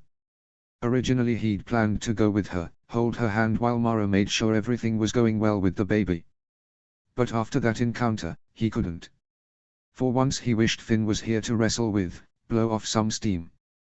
Cliff was out. Maybe Gustav was available later. All it had taken was a glance from Inga and he'd known his brother and sister-in-law were here. He'd wanted to grab Adriana's hand and run out before they appeared. He hadn't wanted any confrontation. Besides, she hadn't known that Melanie was pregnant. She was surely displeased now that she knew, and he'd never told her. Truly, he'd only known since he returned from jet. Magnus and Gustav had mentioned Melanie's checkups in passing, and it hadn't taken a genius to figure it out. He knew they'd been trying for a child for a while now, and then she'd had the miscarriage last summer. He wondered if Gustav and Magnus had decided to drop those hints out of necessity or in the attempts to make them fix their relationship. Now that they both were about to be new fathers. But what relationship?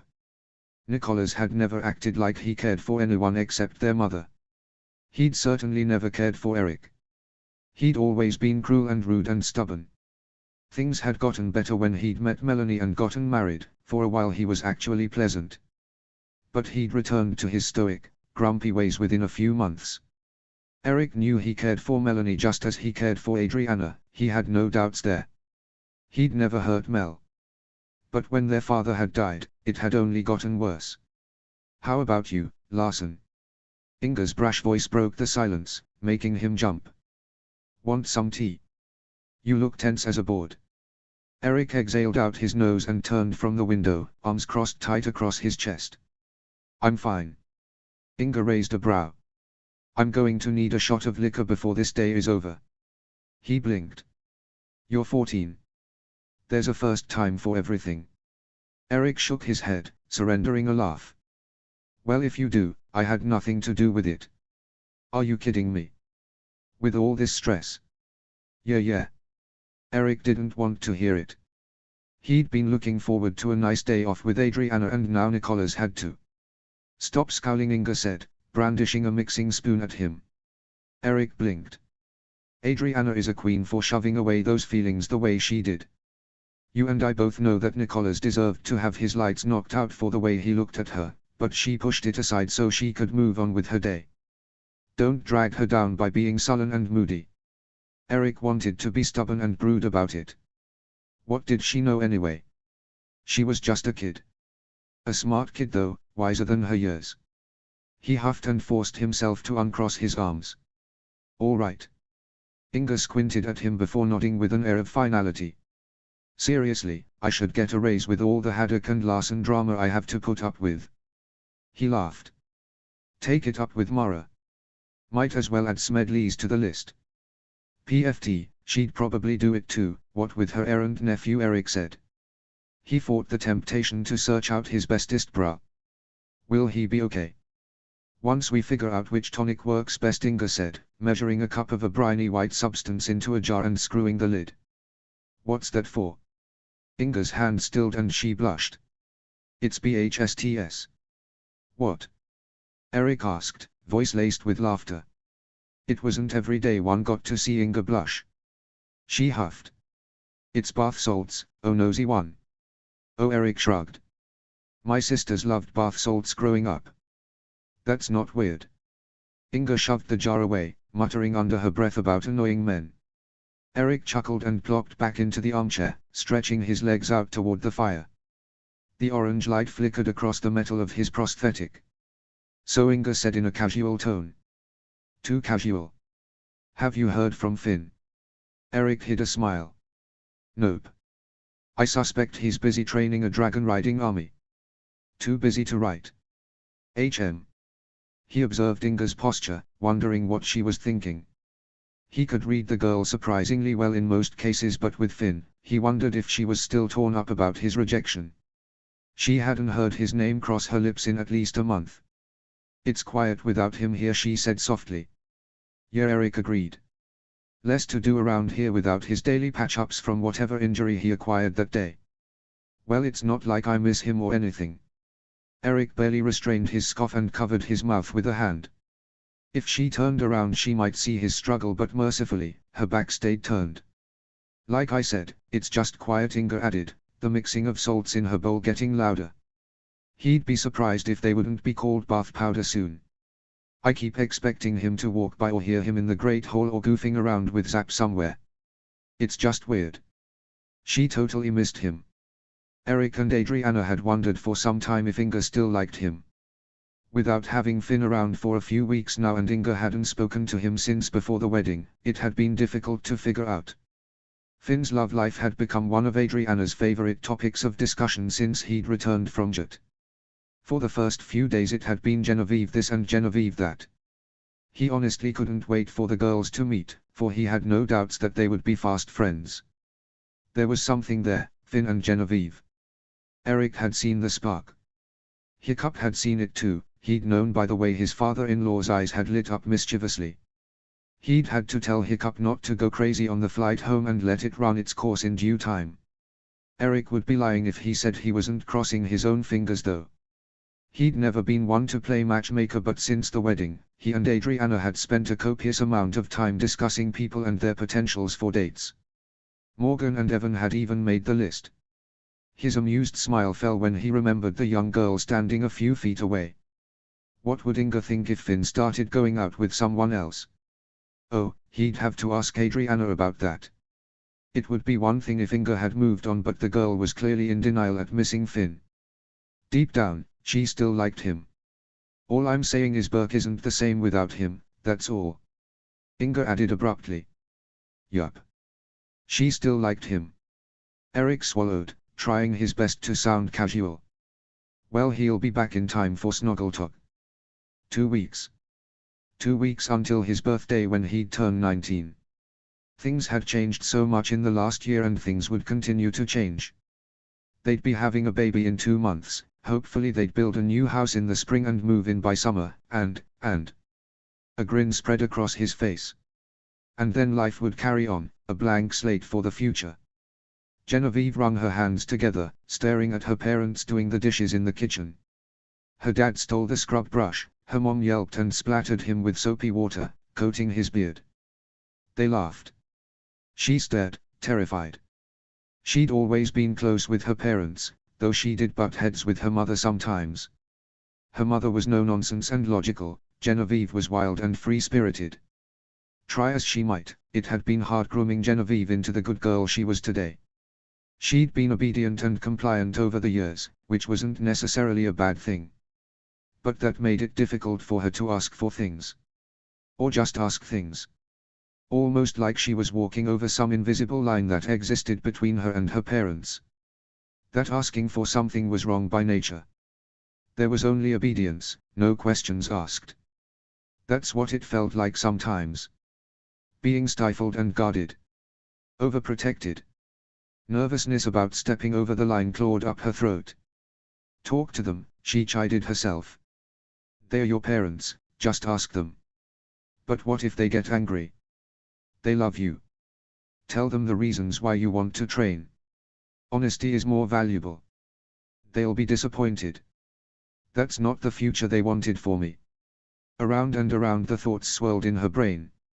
And they had been since she'd talked to Finn on Tuesday night. It was now Friday morning. Between her fear and the various duties they were all accustomed to, she hadn't had much of a chance to speak to either of them the last few days. But now she was almost out of time. Panic clawed up her throat and she tiptoed back up the stairs before they noticed her presence. Overwhelmed, she walked into her room and sighed, rubbing her face. She really shouldn't be getting so worked up about it. She should just come right out and ask, not make a spectacle of it.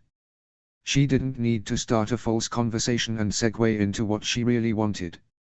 But the thought of any variety of responses they'd have, it terrified her, crippled her, kept her from making a decision.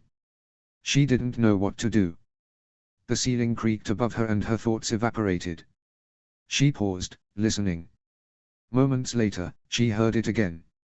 If she was hearing footsteps, that meant Finn was still here. She'd gotten up early to give herself extra time, but she'd assumed that he'd be gone by now. Apparently he didn't get up at the crack of dawn every day. Or maybe his non-stop working for nearly 2 weeks straight was finally starting to catch up to him. Resolve filled her and she left her room, taking the stairs to the loft. She marched up to the door and knocked before she lost her nerve. She had to talk to someone or she'd combust and go crazy. Just what she needed was an emotional breakdown, and then she'd be stuck in the elders' home for the rest of her life for losing her mind. The door opened to reveal Finn, bare from the waist up except for the Fortis necklace. Genevieve's mind went blank, torn between shock and embarrassment. She hadn't been imagining the muscles of his chest and stomach on that flight. With the sparse red hair on his broad chest, she tried to avert her eyes and instead caught sight of a thin yet ugly horizontal scar just below his ribs. He smirked, leaning against the door frame. "We've really got to stop running into each other like this." Huh? Genevieve forced her eyes up and his smirk broadened. She swallowed hard and averted her eyes, even as her face flushed. The only way she couldn't look at him was to either look straight up or straight down. He wasn't naked, for God's sake, she should calm down, but really, why did she have to put herself into these positions? "I haven't seen you shirtless before. I can come back later," she added hastily. He laughed and opened the door wider. "I'm just messing with you. Come in, General." "I'm sorry, I just wanted to talk to you. I didn't mean to barge in," she said as he turned to the bed, sifting through a small pile of freshly laundered clothes, presumably in search of a shirt. "No problem." She chewed her lip, glancing around the room, trying to focus on anything but him. The room wasn't very large though, and he seemed to be taking his sweet time looking for a shirt. Genevieve glared at his back. If she discovered that he was stalling just to make her squirm, she'd. Genevieve blinked. His back was just as muscled as the rest of him, covered in freckles and tan from long summer days in the sun. But it was the series of crossed stripes along his spine that halted her breath in her lungs. "Scars."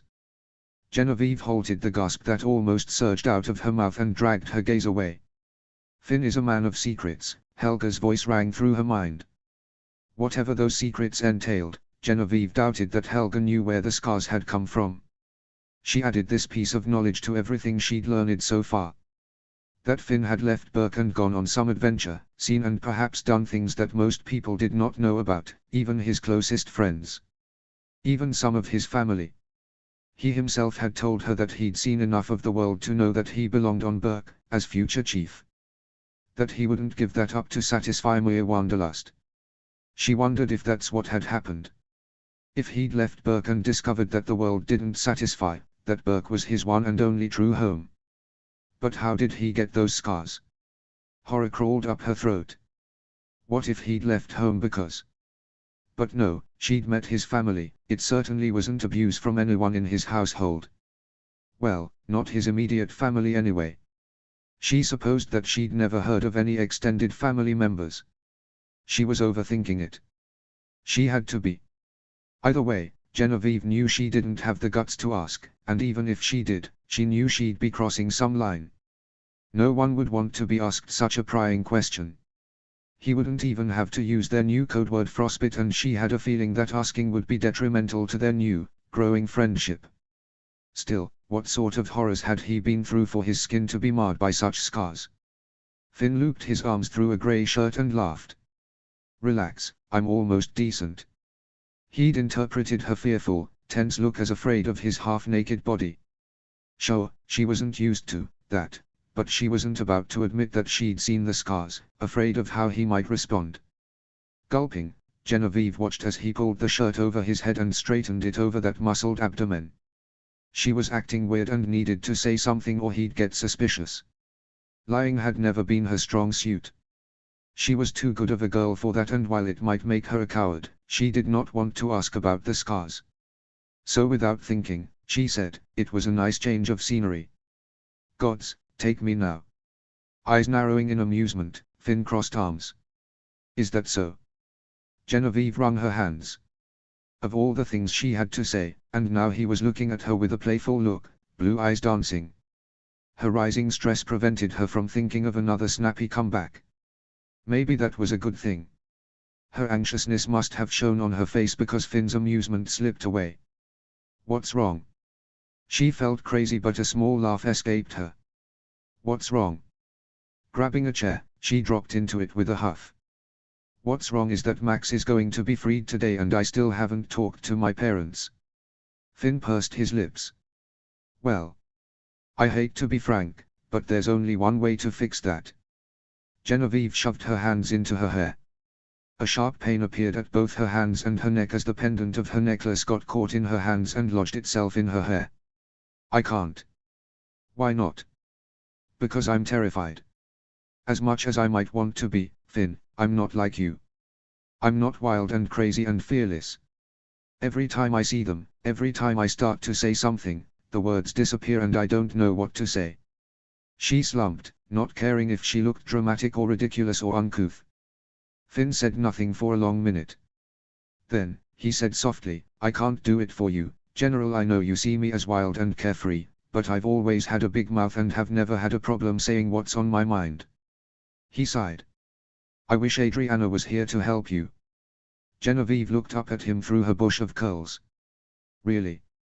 He smoothed out a wrinkle in his shirt, the leather cord of his necklace peeking out at his collarbone.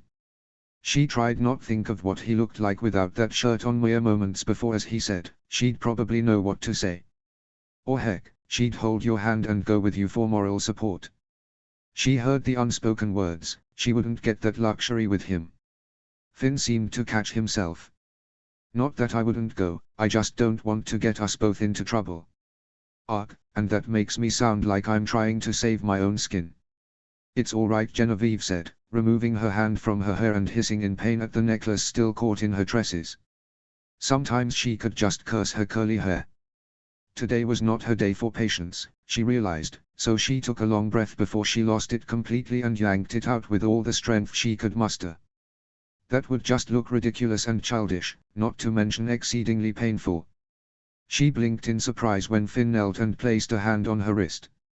Let me, Finn said, inspecting the tightly wound strands wrapped around the pendant. God's woman, what did you do? A smile tugged at her lips as he tried to figure out the tangled mass of curls to save the necklace. If anyone were to walk in right now, they'd be concerned at the sight of fearless Finn's hands deep in her hair, though they weren't even nose to nose. Still, she had to ignore the tingles that shot across her skin when his calloused fingers gently pulled, twisted and unbound the trapped hair. She couldn't let him see just what it did to her to have him this close. She wasn't sure if she should be annoyed or grateful that it took him a few minutes to unravel it all. Not with him, but at her stupidity. But she couldn't deny that watching him concentrate on this small, trivial task was entertaining. His mouth narrowed to a thin line when he was this concentrated, blue gaze focused. Almost as if this little thing was the most important thing to him in that moment. But that's the expression he wore whenever he was focused. She'd seen it when training the men or talking with people. Whatever he was focused on, nothing else mattered. He didn't get distracted easily. Almost there, he murmured, holding the chain up and pulling a long curl out of the loops. She had to hide the sharp inhale of surprise when his knuckles brushed the back of her neck. His blue eyes flicked to hers, but his expression didn't change. Maybe he hadn't noticed. Of course she hadn't chosen simple jewelry today. It had to be the bird flying over the waves, ensconced in a metal circle. It had always been her favorite. She'd always liked to imagine that she was that little bird, gazing at the horizon across the sea, waiting for the day when she could spread her wings. Well, that day had come. It was almost over. And what was she doing? Sulking. Embarrassment and irritation flared in her chest. There we go, Finn murmured, releasing the necklace so it dropped to her collarbone. I'd highly recommend against doing that again. Genevieve giggled and touched the small pendant. Thank you. You're welcome, he said. He remained kneeling in front of her, his lips still a thin line. What? Genevieve asked. You know I can hold off on releasing maximum. Her heart lurched. No. No. It has to happen today. Finn winced. Jen. No, I mean it, Genevieve said firmly. We can't keep him locked up forever. Certainly not until the day that I decide is the right time. Finn raised a brow, hearing the resolve in her voice. Genevieve steeled herself. It's now or never. I've waited for something like this for so long, and when I finally get the chance, I'm going to let it pass me by. That's unacceptable. Well, there are other dragons. There's no one like Maximum. Finn scoffed, finally coming to stand. Well, you've got that right. His sweet Genevieve stood as well, feeling defensive. I'll prove to my parents and the village and even you and your father that he's not some savage beast, that he can be just as docile and peaceful as the Night Fury that your father trained. Great. Finn said, marching toward the door. She blinked in surprise as he opened it and waved her out. Then let's get started. Why wait? Genevieve's heart thudded in her chest, but she straightened her spine. She could do this. She would do this. For Maximum. For herself. Leaving the loft, Finn grabbed a coat and followed her down the stairs, their footsteps echoing. Even though her nerves surged once more, she didn't slow her pace and raised her chin. It was now or never. Mom, Dad, she said, marching into the kitchen where they were putting the last of the dishes away. I have to ask you something. Kiev's brows lifted at the sight of Finn at her heels. You're leaving late today. I was out late. Finn said, glancing at Genevieve. She saw the flash of encouragement in his eyes and she took a steadying breath. Molly dried her hands on a towel. What is it? Be quick now, I'm running late for a baby shower, which I expect you to attend by the way. A flash of annoyance rose but Genevieve choked it down. I've been thinking that with all the things I do every day, while I don't dislike doing them, I'm finding that I want to do more with my time than just helping others with their various needs. I'm not doing anything for myself. Her father frowned but not negatively. Listening. Her mother's brows rose. Waiting. Genevieve glanced at Finn, standing still as a statue beside her. Calm. She exhaled. With your permission, I want to train the shock jaw. There. She said it. Her parents stared and the house was silent for nearly a minute. Then Molly's eyes snapped to Finn. Have you been giving her lessons? No. Finn said. Then why is she suddenly so bent on training that dragon? Genevieve clamped her hands behind her back, trying not to let her rising frustration show.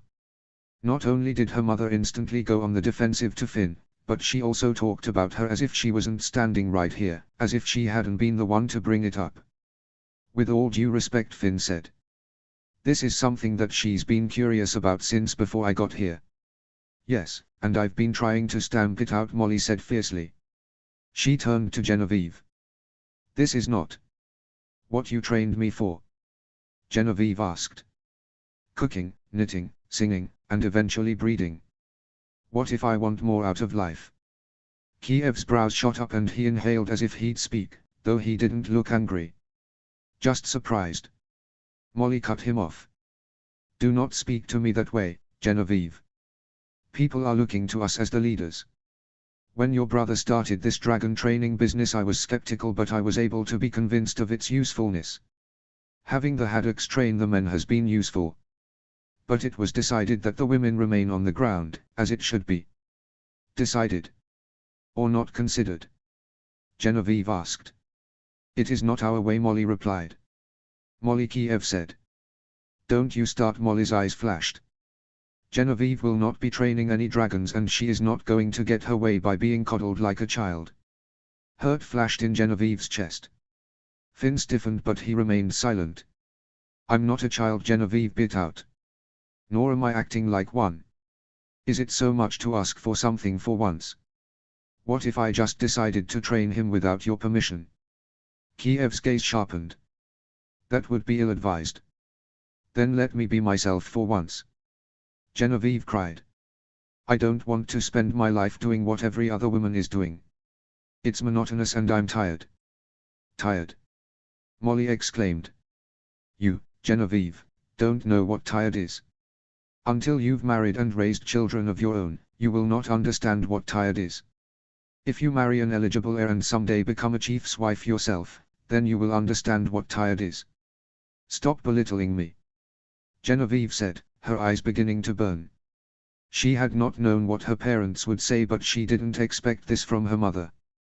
Or almost nothing from her father. Enough. Molly exclaimed. You will go to your lessons, you will help in the elders' home. Molly, Kiev said, but went ignored. You will finish your tapestry that will be presented to your betrothed when the time comes, and you will not be returning to that arena. A dragon rider is not what I've been raising all these years, and we are certainly not going to be starting now. Tears welling up, Genevieve fought to breath. The pain and unfairness built in her chest. And you, Molly wailed to Finn. Sniffing, Genevieve looked up to see his face blotchy. She'd never seen him angry before, but his jaw was quivering. Get rid of that shock jaw. It doesn't want a rider. Then free it and let it be finished. Finn exhaled slowly. His hands were shaking at his sides.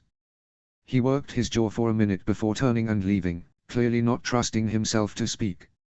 The door closed and Genevieve closed her eyes, the tears finally slipping down her face. She wouldn't even get to say goodbye to Maximum. I'm very disappointed in you, Molly said in a low voice. Molly, that is quite enough. Kiev said, anger finally lacing his voice. You did not need to say any of those things in front of Finn. It's all right, Genevieve sniffed, wiping her face and turning to the stairs. It's good to know what she really thinks of me. What I really think? Molly cried, charging after her up the stairs.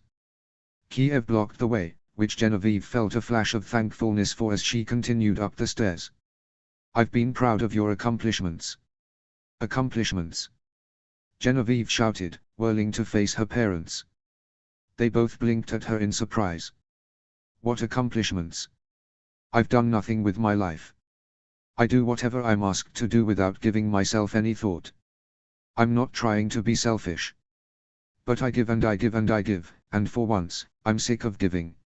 I want to be free to do something with my time and energy. I want to have the freedom to learn new things, whatever that entails, without being guilt-tripped or yelled at or being told what a disappointment I am, especially when all I've ever done is what you both have wanted. Genevieve, sweetheart. Kiev released Molly and started up the stairs. Genevieve shook her head and ran to her room, locking the door. She heard her parents' muffled argument from the downstairs even as she collapsed to her bed. Sobs broke from her in heaves, tears soaking her pillow. She knew that talking to them wouldn't work.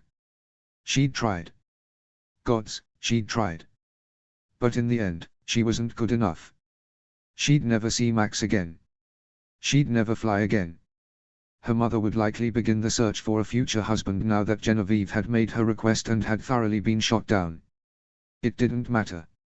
If Genevieve was such a disappointment for blindly obeying her entire life, the only sign of her indifference being her insatiable curiosity, then what was the point anymore? She still wanted to be a good daughter. She didn't want to rebel and cause enmity with her parents. But it was now or never. Either things had to change now or she'd have to obey once more. Comply once more. Yield all her hopes and dreams and wanderlust and submit. Anger kindled in her chest and she sat up abruptly, scrubbing her face. There was still time. She could still see Max off, at least try to say goodbye. If she ran fast enough she could make it. She glared down at her dress. This will not do. People must have known that he was ticked because no one stopped him as he stomped to the arena. Zap was nowhere to be found, so it had been a walk through the busy village. Finn was glad for the cold air blowing off the ocean. His face was still burning with anger. It had taken every ounce of willpower to not speak up, to defend Genevieve. It had been his father's voice to not get involved that had steeled his tongue. Still, he couldn't control his emotions into a cool mask like Eric. He found himself wishing to be his brother-in-law for the second time that week, if not for a moment, so he could calm the rage pounding through his veins so that the people around him would be none the wiser. The things Molly had said to Genevieve. Finn understood, he really did. From Molly's point of view, tradition came first. It reminded him of the story of his poppy's reaction to his dad's training Toothless all those years ago. The pain of discovering your son or daughter doing the very opposite of what tradition dictated, it was crippling and painful. It probably felt a lot like betrayal. But like his poppy, that did not excuse any parent from saying or doing something rash. There were still lines, even with children. Especially when those children were practically adults. Finn didn't know the first thing about parenting, but he did hate the idea of someone being locked up, and right now, Genevieve felt like a little bird trapped in a cage in the back of a dungeon, never to fly free. With a growl, Finn kicked a bucket of weapons that rattled, the sound echoing through the arena. A handful of trainees gawked and quickly averted their eyes. No training today. Out. Finn snapped, stalking to the Shockjaw's open door. The beast was curled up on his side and blinked lazily at Finn as he halted, crossing his arms. Finn waited, huffing darkly as the trainees made themselves scarce. Finn stared at the shockjaw Max. He reminded himself as the arena finally went silent. Why couldn't you have just cooperated? Picked a trainee to work with. Why Genevieve? Max perked up at the name, looking toward the door as if expecting her to walk through. He cooed in question. No, she won't be coming today. Or ever again. Thanks to Finn cut off his dark muttering, in case someone was listening. He huffed and shoved his hands through his hair, willing himself to calm down. Now was not the time to lose his head. Still, he wished his parents were here. They were so level-headed and calm, they could have helped talk Molly down, convince her that it wasn't a bad thing for Genevieve to train a dragon. His mom would have been a good advocate. No, instead she had Finn, who'd just stood there, biting his tongue. As if opening his big mouth would have helped. If anything, it probably would have gotten him kicked off the island and sent home with his tail tucked between his legs. He exhaled slowly and dropped his hands. Max was watching him silently. Finn wanted to make Genevieve happy. He didn't want to do this, but what else could he do? It's not like he could tell Genevieve to get on Max's back and fly off into the sunset. He knew exactly what happened when kids ran away from home, bitter and reckless and unafraid. Gritting his teeth, Finn stepped aside. Come on. Max stood and walked to the center of the arena with him. Finn knew the dragon still didn't like him very much. He'd still yet to touch him, save for the first few initial days when they'd fought. The dragon tolerated the occasional poke or prod. But they hadn't bonded. Still, it was with a heavy heart that he realized Max followed him without complaint. They'd made progress after all this time. The shockjaw stopped in the middle, confused when Finn halted, continued to the open portcullis. He jerked his head forward. Come on. Max blinked before slowly following, matching Finn's steps as they exited the arena. He lifted his head and sniffed the air, warbling deeply. The ocean stretched out before them, the scent of sea salt in the air. Max gazed toward the village in search of someone. She's not coming, Finn said. She's not allowed to see you anymore. A low croon rumbled in Max's chest and Finn withheld a sigh. You haven't chosen a rider. I've tried everything, shown you every trainee on the island twice. I've tried training you myself. Heck, you barely tolerated my dad, who's the dragon master, whom every dragon in the archipelago loves. Finn released the pent-up sigh. And out of all of them, you fall for the curious, gentle, curly-haired girl that loves art and music. Max looked at him then with an open gaze Finn had only seen once. When Genevieve pet him for the first time. This dragon did not deserve to be here any longer.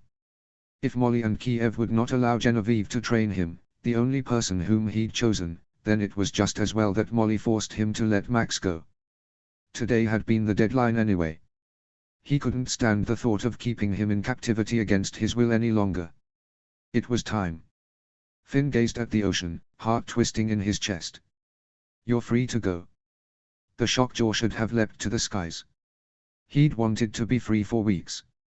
He could fly and hunt and find other shockjaws, perhaps find the pod he'd been separated from. He could live the rest of his life away from humans. Yet he remained staring at the village. Waiting. Finn pushed past the annoyance in his chest. Annoyance at this whole situation, that he had to be put in this position. He felt like he was betraying Genevieve, even though he was ultimately doing what she'd asked. He shoved himself in front of Max's line of sight and threw up his arms, startling the shockjaw. Max jumped back. Go on, get out of here. You don't belong here, you don't really want to be here. Just go. Max warbled, his croon so deep compared to Zap's. Go. Finn waved at him again, hating himself for it. What would he do if Max wouldn't leave? A flicker of stubbornness rose in his chest and he stamped it down. The shockjaw warbled sadly, looking toward the village. Searching the crowds for blonde curly hair. He came up empty. He lowered his head sadly. Finn sighed. I'm sorry. I really am. Max stood in place for nearly a minute before he straightened, rustling his wings. His gaze hardened as stared at Finn for a few moments before snorting. His deep blue wings rose and fell, buffeting the wind as he rose into the air and at last flew off. The wind tussling his hair, Finn watched him go, a dark blot swooping into the distance, angling with the wind. Strangely, even though the dragon had almost tried to kill him a few weeks ago, he felt like a piece of him was leaving. Soon enough, he disappeared into the distance. Finn slid to the ground against the cold stone wall that stole the warmth from his body. It wasn't 9 in the morning and he already needed a strong drink.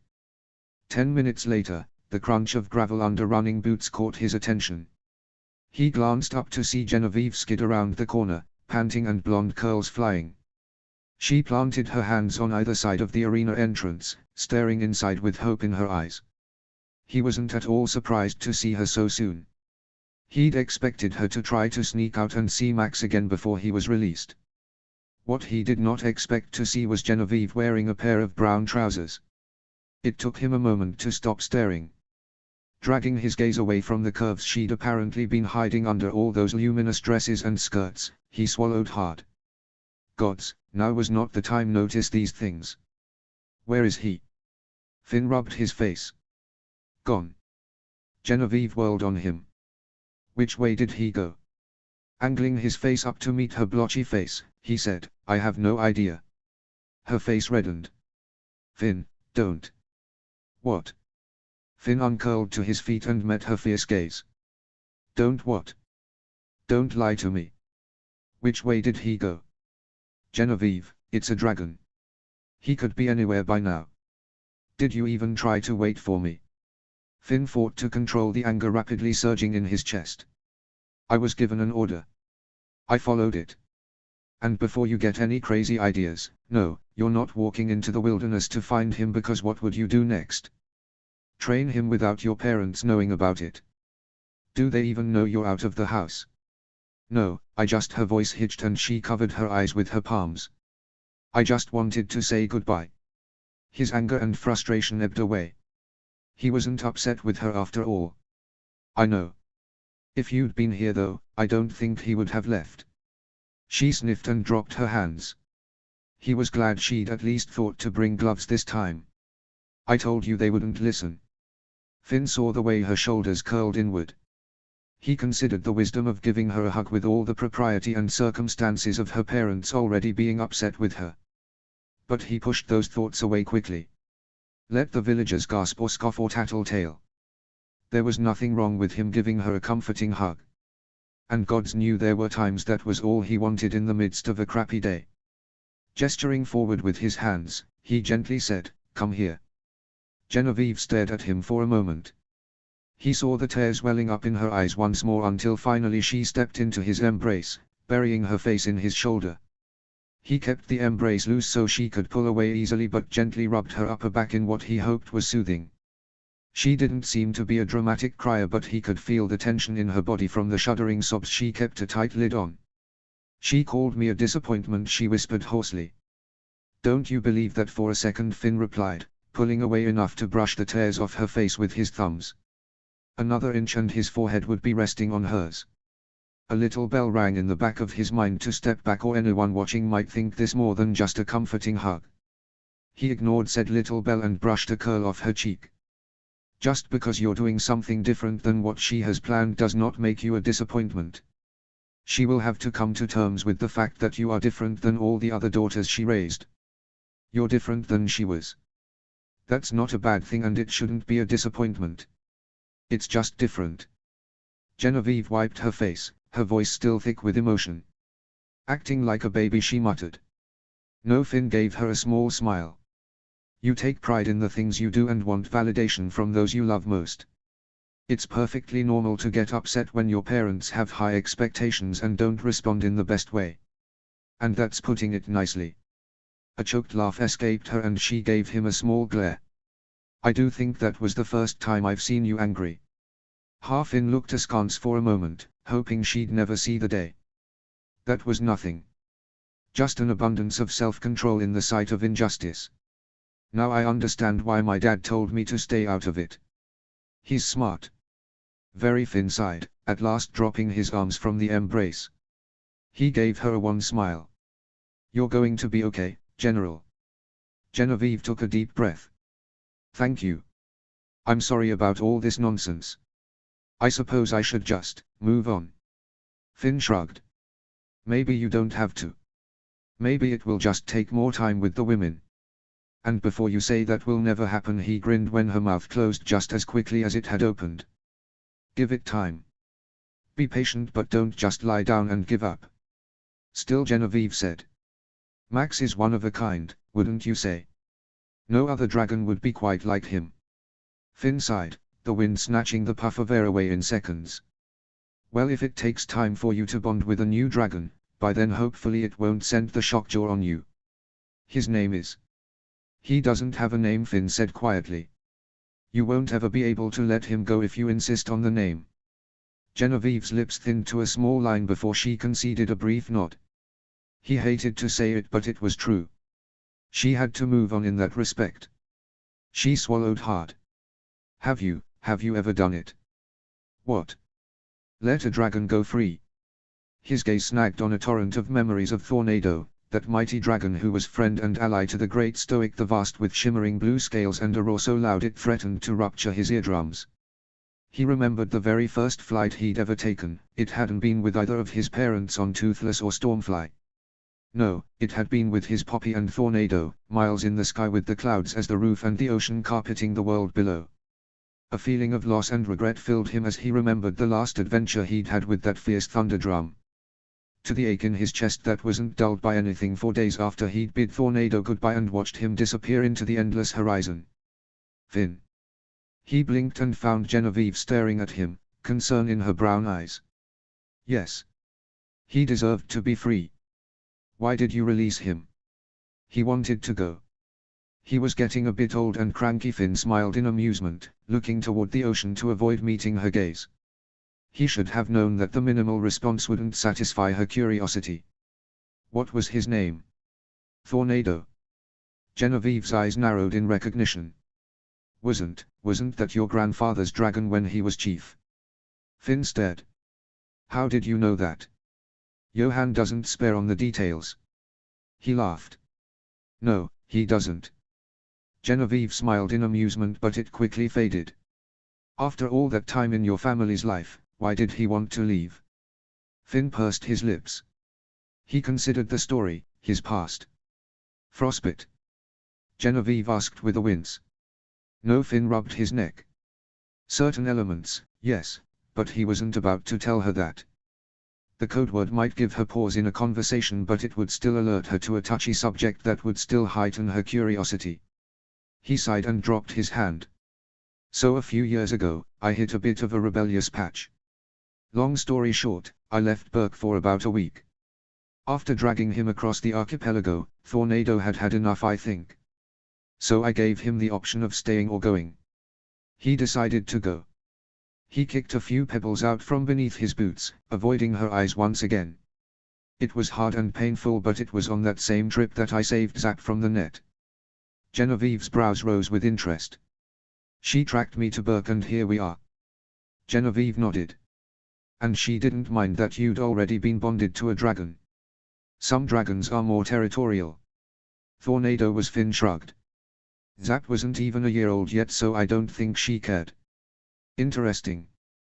Genevieve mused. So on your trip away from Burke, where did you go? Finn gave her a small smile. Frostbite. Oh come on. Laughing, Finn shook out his arms to warm them up. Sorry. Anyway, his gaze flicked down to the pants she wore, eager for a change in the subject. I didn't expect to see those, like ever. How do they feel? Genevieve huffed a laugh. They are very warm. Fleece-lined. I was feeling a little rebellious. Well, Finn smirked, pleased at this rising opportunity. They're a nice change of scenery. Oh gods, Genevieve gasped, covering her face with a hand. Sorry, I couldn't resist. Genevieve rolled her eyes and gazed at the sea, amusement morphing to sadness. Do you think he'll be alright? Yes, Finn said. She looked so crestfallen, he resisted the urge to take her hand. This may not be a completely comforting thought, but who knows? In time maybe your mom will loosen up and you can train someone else. It wouldn't be the same, but I imagine it's similar to having kids. It's not the same, just different. She looked up at him with a slight twinkle in her eyes. And what do you know about having kids? A mixture of amusement and embarrassment forced him to look away, an awkward laugh escaping him. And here I thought I was being all smart and... Her elbow knocked into his and she grinned. I'm just messing with ya. This girl, Finn thought, remembering he'd said the same thing to her a mere hour before at the loft. It already felt so long ago that they'd spoken up there. She'd had a bit of a rough morning so far, but at least she was smiling now. He thought back to fishing the necklace out of her hair and the way her breath had hitched when his fingers had brushed her nape. That personality combined with the curves and curls, he couldn't help the thrill in his chest whenever she smiled, the corners of her eyes crinkling. For a brief moment, he wondered what she really thought of him. If she maybe thought of him the same way he thought of her. In the few weeks he'd been here, the interest and curiosity hadn't waned. She was still just as fun and intriguing as when he'd first met her at Adriana and Eric's wedding. She always asked him questions, obviously to get to know him better. It was time he returned the favor. Finn gestured toward a well-worn path that curved around the arena that he knew led to the distant woods. Walk with me. Genevieve looked askance at the arena. Don't you have training today? I might have dismissed them. She gave him a knowing smile. I came prepared for the elements today, she said, raising her gloved hands. Good, he said, ushering her toward the path. I have to admit that I've been looking forward to our second date. Genevieve halted in her tracks, staring up at him in surprise. Then she scoffed and slapped his arm at the smirk she found waiting on his face. You are insufferable. Oh, so we're pointing out the obvious today, all right, Finn said, shoving his hands deep into his pockets. You're beautiful. Please, Genevieve scoffed again, though her face tinged pink. I don't think. And your singing is gorgeous. Finn. Hush, I'm on a roll, you might not get a compliment from me in a long time. I'm not one for compliments. He cleared his throat and continued, ignoring her laugh. And I have to say that if I had to choose, I'd definitely pick pants over dresses. Oh, you little, Genevieve made to shove him, and Finn danced away, laughing. Come on, Jen, Finn said, skittering up the path backwards. Let's see what those legs can do. Genevieve lunged and he turned on his heel, charging up the path. Branches and overgrown bushes tore at his clothes as he ran, the trees overhead indeed providing a brief respite from the wind. Combined with the overcast day, the shadows were thick beneath the foliage. A few times he nearly tripped on a rock or tree branch, but as always he dodged, leaped and bounded over the inconsistencies in the ground.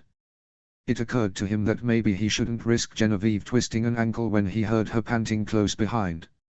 A quick glance over his shoulder and he gaped. She was right on his heels. What the? Finn sped up around and had to duck halfway to keep from getting his face slapped by a bare branch. Genevieve tore past him, cackling. Keep up, slowpoke. Who are you calling a slowpoke? Finn demanded, matching her stride. It took you eons to catch up. And now you're slowing down, Genevieve said, eyes glittering. Maybe you should take Helga's advice and lose a leg after all. It might make you faster. Finn scoffed. Have you ever seen a one-legged man run? It's not as easy as it looks. Perhaps, but then you can use your prosthetic as a weapon and chuck it at the back of the winner's head. Guffawing, Finn allowed her to pull ahead. That would be called cheating. It wouldn't be cheating if the amputee then leaped over the finish line before the other could recover. It would still be cheating. Not if you win. God's woman, cheaters never prosper. Neither do losers. Are you getting tired back there? Flakes of mud splattered his shirt as she pushed herself harder, gaining distance between them. Finn stared after her, torn between shock and amazement. Then he shook his head. He was being beaten by a girl, the only girl to date who'd ever done so was Helga. She would not be pleased. He had to admit that he was merely impressed.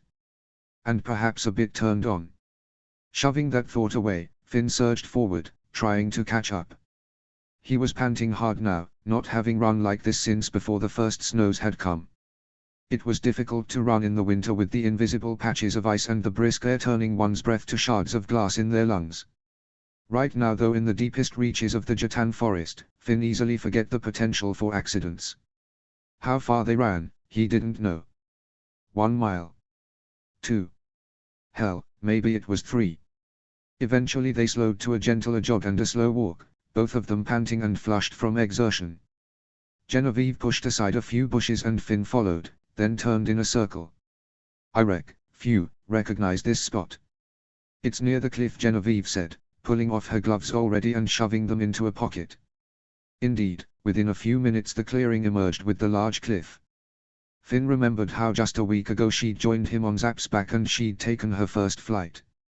She didn't mention it though as she collapsed on the large boulder with a sigh. I haven't run like that in. I don't even know how long it's been. Finn unbuttoned his coat and yanked up his shirt to roughly wipe his face. You're telling me? You never cease to amaze me, you know that. Genevieve batted an hand at him, too exhausted to do much else. You don't have to keep up with the compliments. I mean it, Finn said, dropping to the boulder beside her. She peered up at him in surprise. You're not like most girls. And how are most girls, Finn? Genevieve asked, wagging her fingers to enclose the particular words. Most Burkean girls are, well, dragon riders. They're tough and competitive and no nonsense. Like Helga. Exactly like Helga, Finn sighed, laying back beside her. Now he was grateful for the cold wind on his sweaty face. He felt her gaze on his face as he added, I don't mind it. I'm so blunt most of the time that I appreciate it. But I'm a lot more emotional than I give myself credit for sometimes.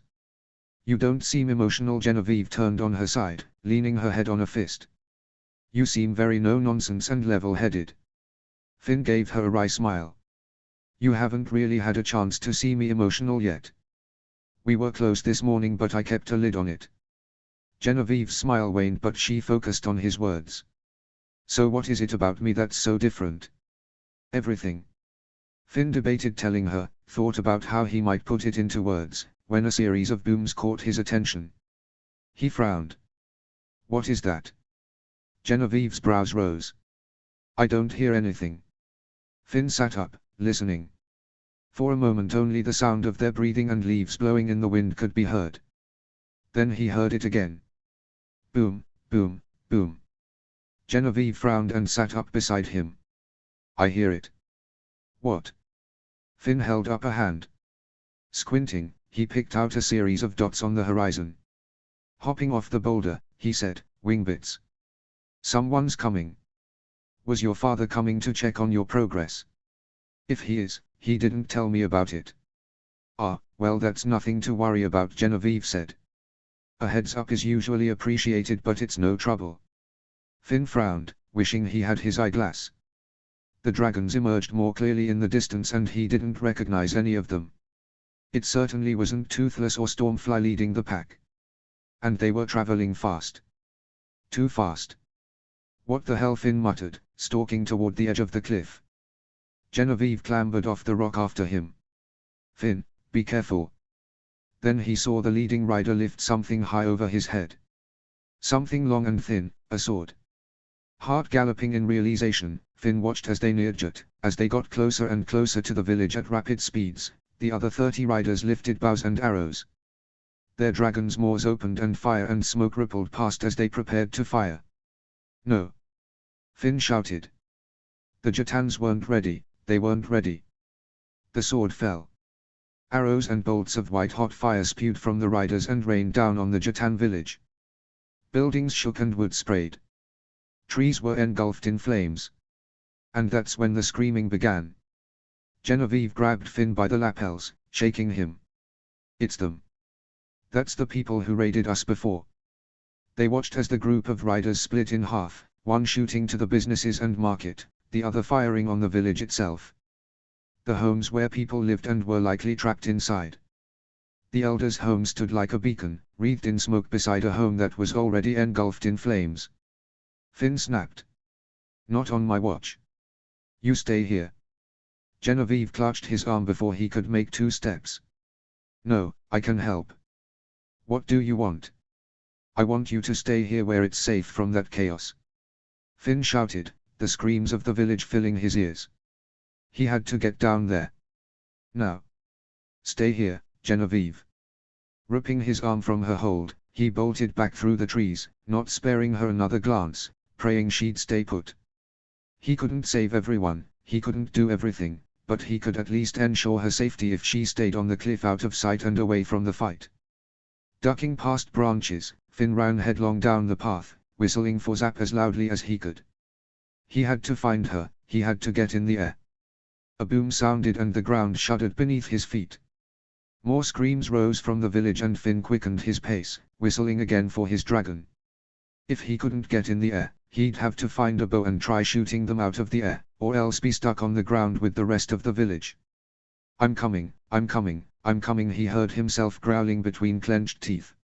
He whistled for Zap one last time, praying she could hear him and find him, before the path sloped down a steep hill that opened directly into the village.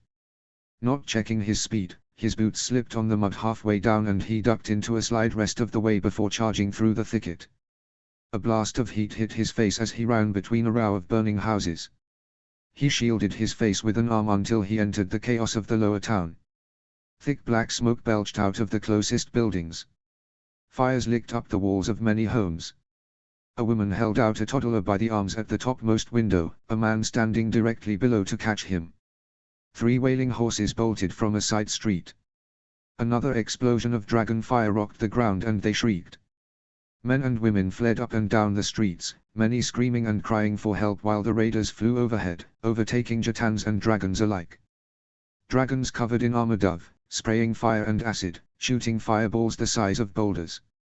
One dragon snatched a man off the ground and carried him away, screaming and clutching the beast's foreleg. Finn allowed himself a mere second to think before he sprinted into the chaos. People knocked into him as they ran to and fro, calling names of loved ones or shouting for help. Zap would never be able to hear him over the noise and clashing of metal that began as a few raiders engaged in hand-to-hand combat with Jatan soldiers. Chaos. This was complete chaos. A blood-curdling scream made his ears ring and he looked in time to see a man go down with an arrow piercing his side. He heard the wing beats and felt the massive body surging for him and without thinking, Finn dove to the side. Torrents of fire blazed right where he'd been standing seconds before. A monstrous nightmare landed amongst the flames and roared, furious that he'd escaped. Finn rolled to his feet and froze. The black-clad rider atop its back already had an arrow aimed at his chest. He couldn't see the man's face, which was obscured by a dark hood and mask covering his mouth and nose. But his eyes were narrowed, focus. Unyielding. Finn didn't see it but he heard the twang. With a savage leap he dove to the side. A sharp white-hot pain tore through his bicep and he bit back a shout as he ducked into a roll, and flung himself past the corner of a house. A second arrow shot past his head and he ducked low. He could outrun them, monstrous nightmares were big and not as agile as. Gasping, Finn came to a halt. It was a dead end. Growling lowly, the monstrous nightmare blocked the exit. Finn slowly turned and faced them, sizing them up. The rider atop the nightmare was thick-set and broad-shouldered. He could tell the man was smirking beneath the mask by the way the corners of his eyes crinkled. Smoke curled from the nightmare's nostrils and Finn tensed. He could feel blood dripping off his hand but he didn't bother looking at the wound. "What do you prefer, lad?" the rider asked in a deep baritone voice as he pulled another arrow from the quiver slung across his shoulders. "Death by arrow or fire?" The nightmare stepped closer, his wingtips gouging into the earth. It growled low and guttural, yellow eyes hateful. A brief second of distraction had Finn wondering what they'd done to it to make it so angry. But he shoved the thought away, unwilling to be distracted. A brief glance up at the sky as a dragon hurtled past but still, there was no sign of Zap. Finn glared at the rider. "I prefer to live a long and happy life myself." The rider chuckled. "Quick wit won't save you. I haven't got the time for." A spray of blood accompanied by the rider's scream interrupted the silence of the alley and Finn leaped back at the sudden agonized sound. The man slumped in the saddle, an axe lodged in his spine. Dead. Finn. Thuggery appeared from the other side of the monstrous nightmare, who roared ferociously. "Take this." He threw a bow and sheath of arrows toward him, which fell at his feet in a heap. Finn only had eyes for the nightmare, who turned lethal eyes on him. He shoved the weapons away with his boot. "What are you doing?" Thuggery shouted. Steeling himself, Finn shouted, "Don't hurt the dragons." Then he charged.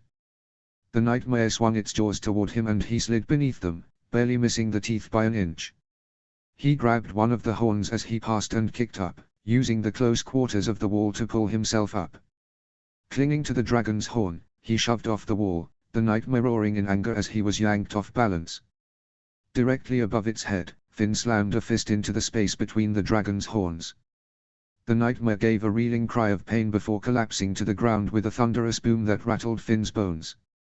The ground shuddered and a plume of dust scattered until it lay still. Panting, Finn slid off the dragon. He briefly assessed Thuggery, who didn't look injured but his dark eyes were wide in shock. Nightmares aren't ticklish. If you can do it without losing a hand, punch them in the soft spot between the horns. Thuggery nodded and grimaced at Finn's arm. You should. If you even think about telling me to go to the healers, Finn hissed, snatching a knife out of the sheath hanging at Thuggery's side. I'll shove you off the cliff. Thuggery gave a brief chuckle as Finn yanked off his coat and sliced off the sleeve of his shirt. The wound wasn't deep but continued to bleed even as they tied it off with the material. It would have to do. We have to find my brother, Thuggery said, eyes lingering for a brief moment on the body of the man he'd killed. Realization dawned on Finn. Thuggery had killed a man to save him. Shaking out of the brief stupor, Finn retrieved the bow and arrows and jogged back into the fray with Thuggery. Now was not the time for reflection. No. We need to set up a perimeter and get them out of the air. If I can find Zap, I'll. Watch out. They whipped around in time to see a changewing opening its maw that dripped of hot acid at a group of fleeing villagers. Finn nocked an arrow but before he could fire, a deadly nadder collided with the changewing, sending them careening through the air. A girl with blonde hair grappled with the other rider as they careened for the ground. Helga! Finn shouted, already running, though there was nothing he could do as they disappeared over the cliff edge. He skidded to a halt, panting. She could handle herself, she knew what she was doing. She knew how to fight dragon riders. The Jotans did not. Finn looked in the sky, desperation beginning to claw up his throat. Half the village was burning and he still couldn't find Zap. Dozens of riders were in the sky though, and not only the raiding party, he realized. For that was Ivan on his nadder, Brutus shooting for a masked pair on a hideous ziplyback. And while they might not be in the air, multiple dragons were defending the homes of the Jotans. Spines shot in the air, colliding with arrows or blocking acid shots. Gronkles swallowed the boulders that were thrown and with growls, shot flaming fireballs right back at them. It wasn't perfect or organized but they were fighting. The dragons were standing by their riders. Finn searched for Thuggery and found him sparring one of the riders, whose dragon had apparently been shot down. A hobblegrum lay sprawled in the street. Thuggery's training had served him well as a guard. Their swords flashed and he seemed to have a handle on the situation, as the man he fought did not seem to have the experience. He was merely fighting to survive. Satisfied, Finn sprinted for the nearest building. Kicking the door in, he located the stairs and took them 3 at a time. If he couldn't get in the air, then he had to make himself useful in other ways. Looping the bow and sheath of arrows around his neck, he shoved open the attic window and hauled himself onto the flat roof. He gritted his teeth against the pain in his arm as fresh blood oozed out of the wound. There he knelt and nocked an arrow, waiting for one of the raiders to get within close range. The first shot missed its mark. The second landed but merely lacerated a rider's leg. Finn heard him scream as they flew by, blood raining down on the rooftop. Whistling once again, Finn gazed briefly at the village, allowing himself a moment to simultaneously search for Zap and assess the damage. Most of the fires had been put out. A team of his trainees had their dragons hauling buckets from the ocean. A spark of pride filled him but it dissipated quickly when he saw Thorin and his dragon giving chase to another raider. A second pair was on his tail and dread filled his chest. They needed backup. Come on Zap, where are you? Finn muttered, whistling once again. He prayed she wasn't hurt or worse. She had to have heard him, she had to. The rooftop shuddered as a dragon landed behind him. Finn whipped around, staring at the sight of a monstrous dragon he'd yet to ever come face to face with.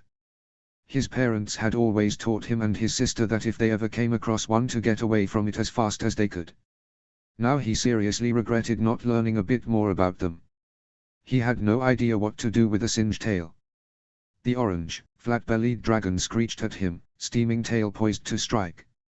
Finn could barely dodge an arrow unscathed. How was he going to dodge a close-range fireball without falling off the roof and breaking his neck? He had very little hope that his meager bow and arrow would make a difference. "Who are you people?" Finn asked the rider, whose eyes glittered beneath the hood. "To get one of these bad boys wrapped around your finger." "A better question," the man said darkly. "Is why you can't just stay dead, Finn." He only had a moment to stare in confusion at the familiar voice before the singed tail rose into the air, flapping fiercely. Finn backed toward the edge of the roof he stood on, glancing back until his heels lined up with the edge. His heart pounded wildly in his chest at the drop, which was 20 feet to the ground. But past that was a 100-foot drop to the ocean far below.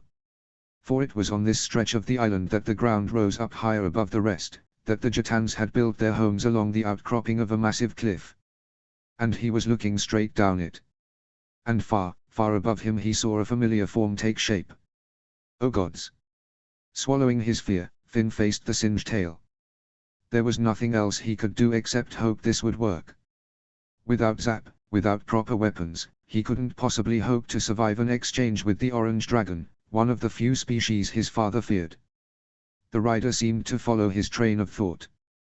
"Don't be a fool," he said, eyes widening a little as Finn edged back. A rush of adrenaline filled him as in a flash. The singed tail slung its tail in a wide arc and a thin bolt of fire shot toward him. Finn turned and leaped off the edge of the roof. The fireball rushed overhead, missing by a hair's breadth. He felt a short rush of satisfaction that the singed tail was fast, but he was faster still. But that thought quickly evaporated as he free fell past the cliff face and plunged headfirst down the cliff face. He wasn't his father. He rarely, if ever, free fell off his dragon voluntarily. The lack of control, the potential for not being caught in time by Zap and shattering all his bones against the water did not sound appealing in any sense. Finn was a daredevil, but he wasn't stupid. Thus, he fought to not panic as the wind rushed past his ears, the cold air forcing his eyes to stream.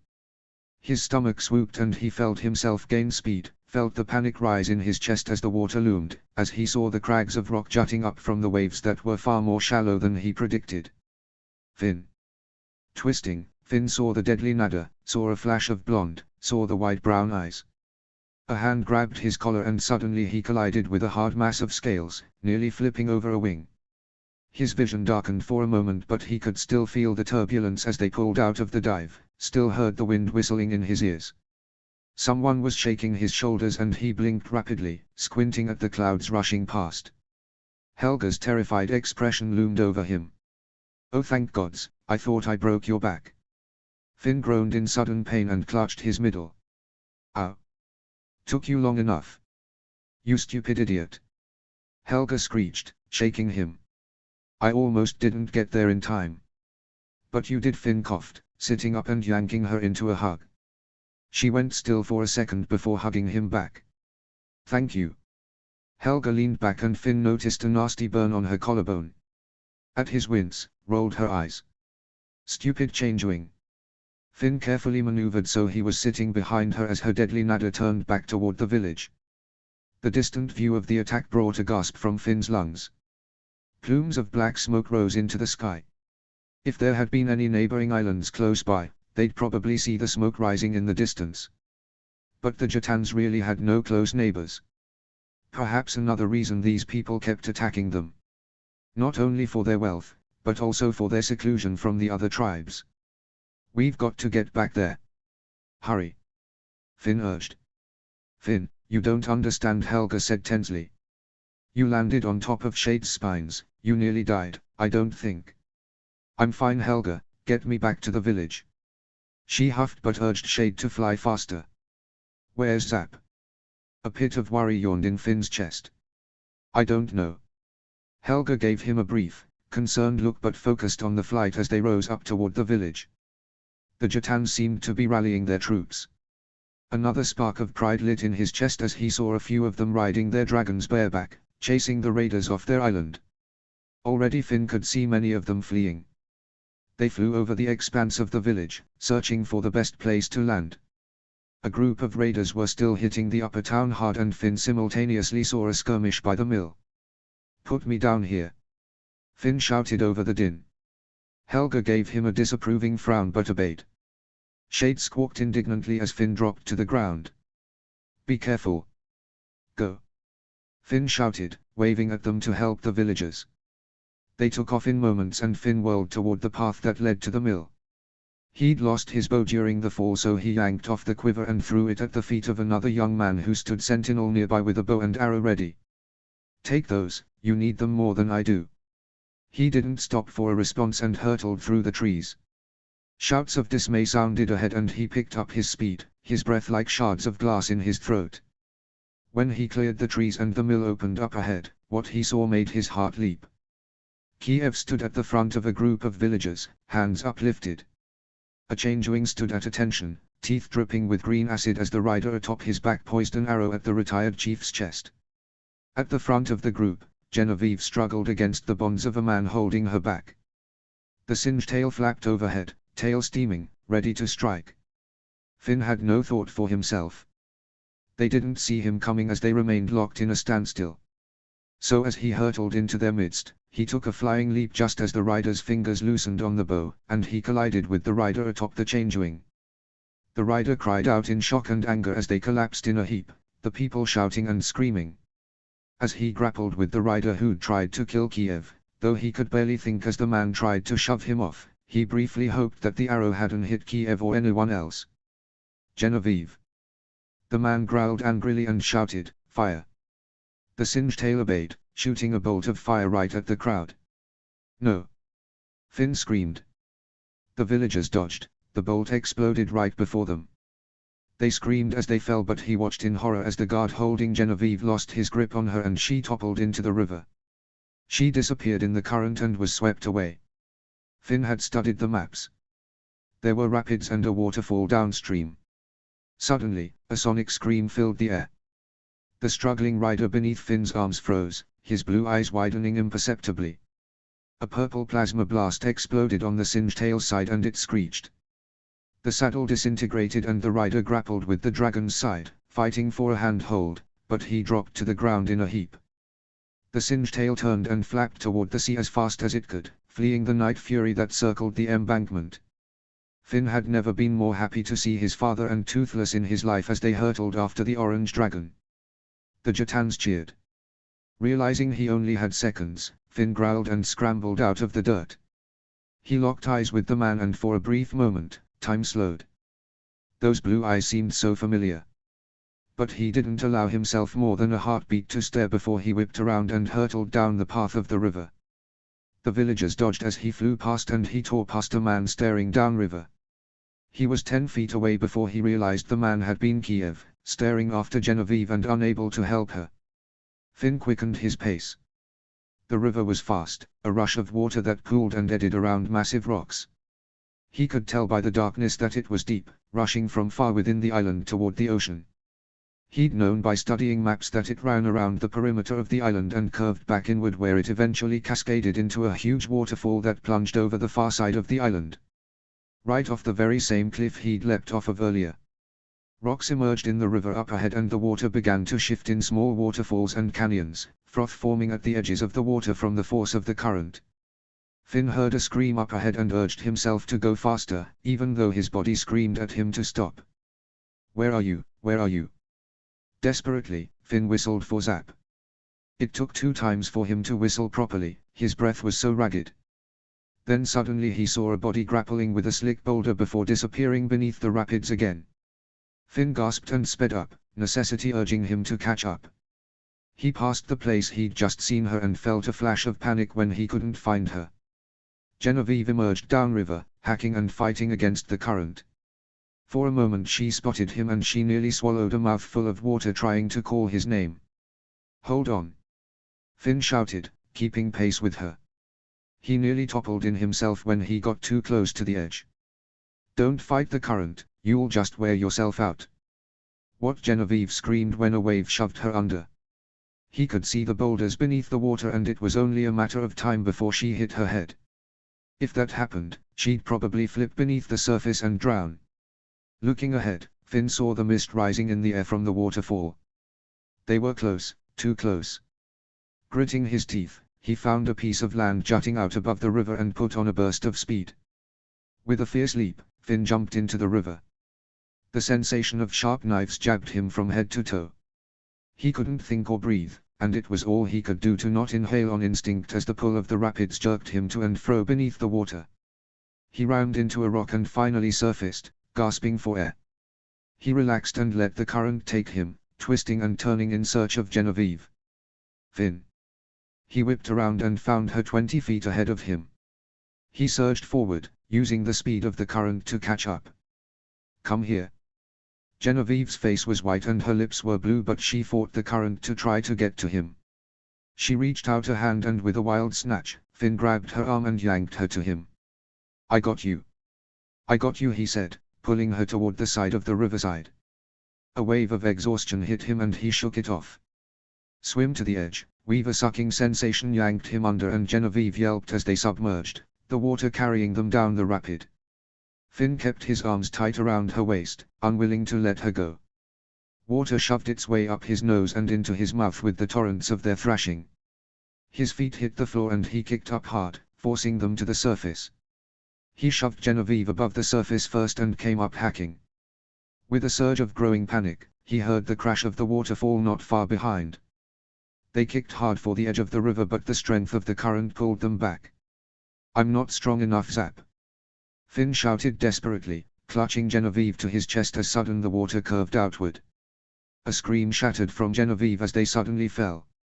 Finn clutched her to his chest as his stomach swooped into free fall and he curved her body around hers, ready to take the impact when they hit the water far below.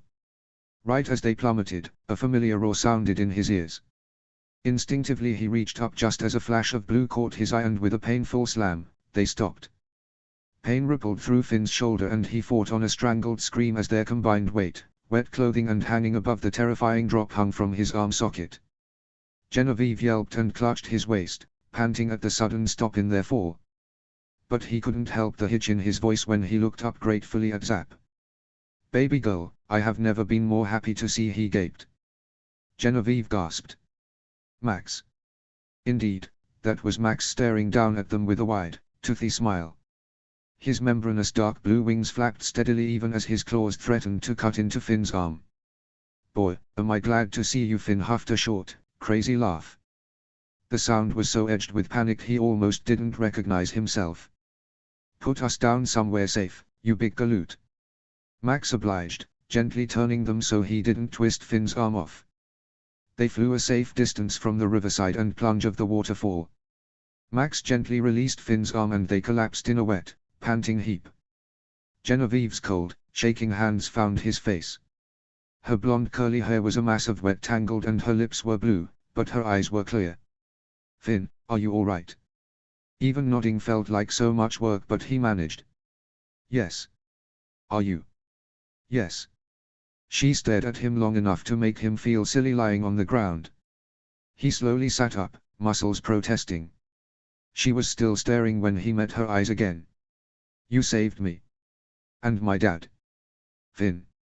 I think Finn said, his voice a low rasp. He couldn't think about it right now, everything that had happened. He was suddenly exhausted and the last thing they needed right now was any meltdowns. For all they knew the village was still in trouble and he might still need to help. We should. Genevieve tackled him in a hug, her arms right around his neck. You came for me. Finn dropped his forehead onto her shoulder and hugged her back.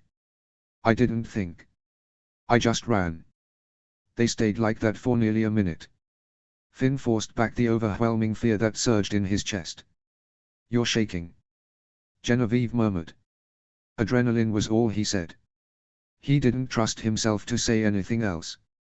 In fact, he felt no shame in thinking that he'd be perfectly content sitting in the grass and holding her tightly for the remainder of the day. Reminding himself that she was here, that she was safe now helped ease the panic that threatened to overwhelm him. Pulling back, Genevieve surveyed his expression. Then snorted. What? Finn asked. You look terrible. Amusement sparked in his chest and he prodded a sipping curl that lay on her shoulder. Likewise. But I think we should thank Max, don't you think? We'd probably be dead if it weren't for him.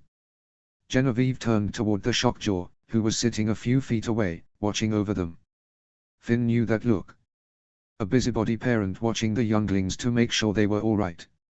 Yes, Genevieve stood on shaky legs and approached him. How did you know where we were? He probably heard you scream, Finn said, slowly coming to stand.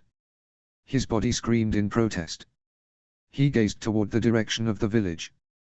The sky didn't seem to be full of smoke and no more screams rent the air, but the waterfall was loud. That didn't mean anything. We should go back, Finn said.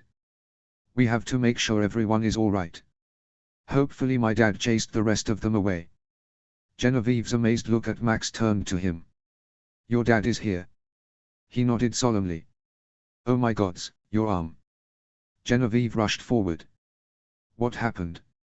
Finn looked down at the wound. He'd lost the makeshift bandage in the water and now a small stream of bloody water ran down his arm. It's not as bad as it looks. Not convinced, Genevieve said, let's go back before we both get pneumonia. Will you give us a ride, Max? The dragon in question crooned and nuzzled her shoulder, a deep rumble emitting from his chest. The grin that spread across Genevieve's face in that moment made all the pain of the last hour dissipate. The only problem, Genevieve said, is I'm afraid I've never ridden a dragon bareback. Despite his exhaustion, Finn smiled and showed her what to do, ignoring the terrifying thought that he'd almost lost that smile forever. Riding bareback was much different than in a saddle. It was extremely uncomfortable with Max's spines digging into her back and now she understood exactly why Finn had built his saddle with extra loops to keep his legs strapped in. Max wasn't even flying in any strange pattern and she could feel herself slipping and sliding across his spine. Genevieve kept a tight hold on Finn's waist as they made the short flight to the mill. Max sniffed the air and suddenly plunged down through a patch in the trees. Genevieve yelped at the sudden descent and clung to Finn, whose body strained to keep them from falling off in any direction. She'd need to get a saddle as soon as possible. She didn't care at this point what her parents said, though she meant no disrespect. The argument she'd had with her parents felt like eons ago, but it didn't matter anymore. Max had saved her life and Finn's. She would not part with him again. They began a gentle descent toward a large group of people gathered around the mill. Max back flapped to slow his speed and touched down on back legs before dropping to all fours, watching the villagers with a nervous look. The people gasped, though at the usually ferocious dragon's sudden docile personality, the fact that she'd survived the unforgiving river, was wearing pants, or that she was riding the shockjaw with Finn. Perhaps all of the above. Frankly, she didn't care. Easy, Finn murmured, offering her a hand. Genevieve took his hand and made to slide down when a familiar bearded man shoved his way through the crowd. Jenny! Kiev cried, yanking her down. She yelped when he suddenly wrapped her in a tight bear hug, nearly squeezing her to death. His voice was peppered with sobs. I thought I'd lost you forever. Oh Daddy! Genevieve hugged him tight and remembered the sudden terror of what had happened. She truly did not know how to follow orders anymore, it seemed.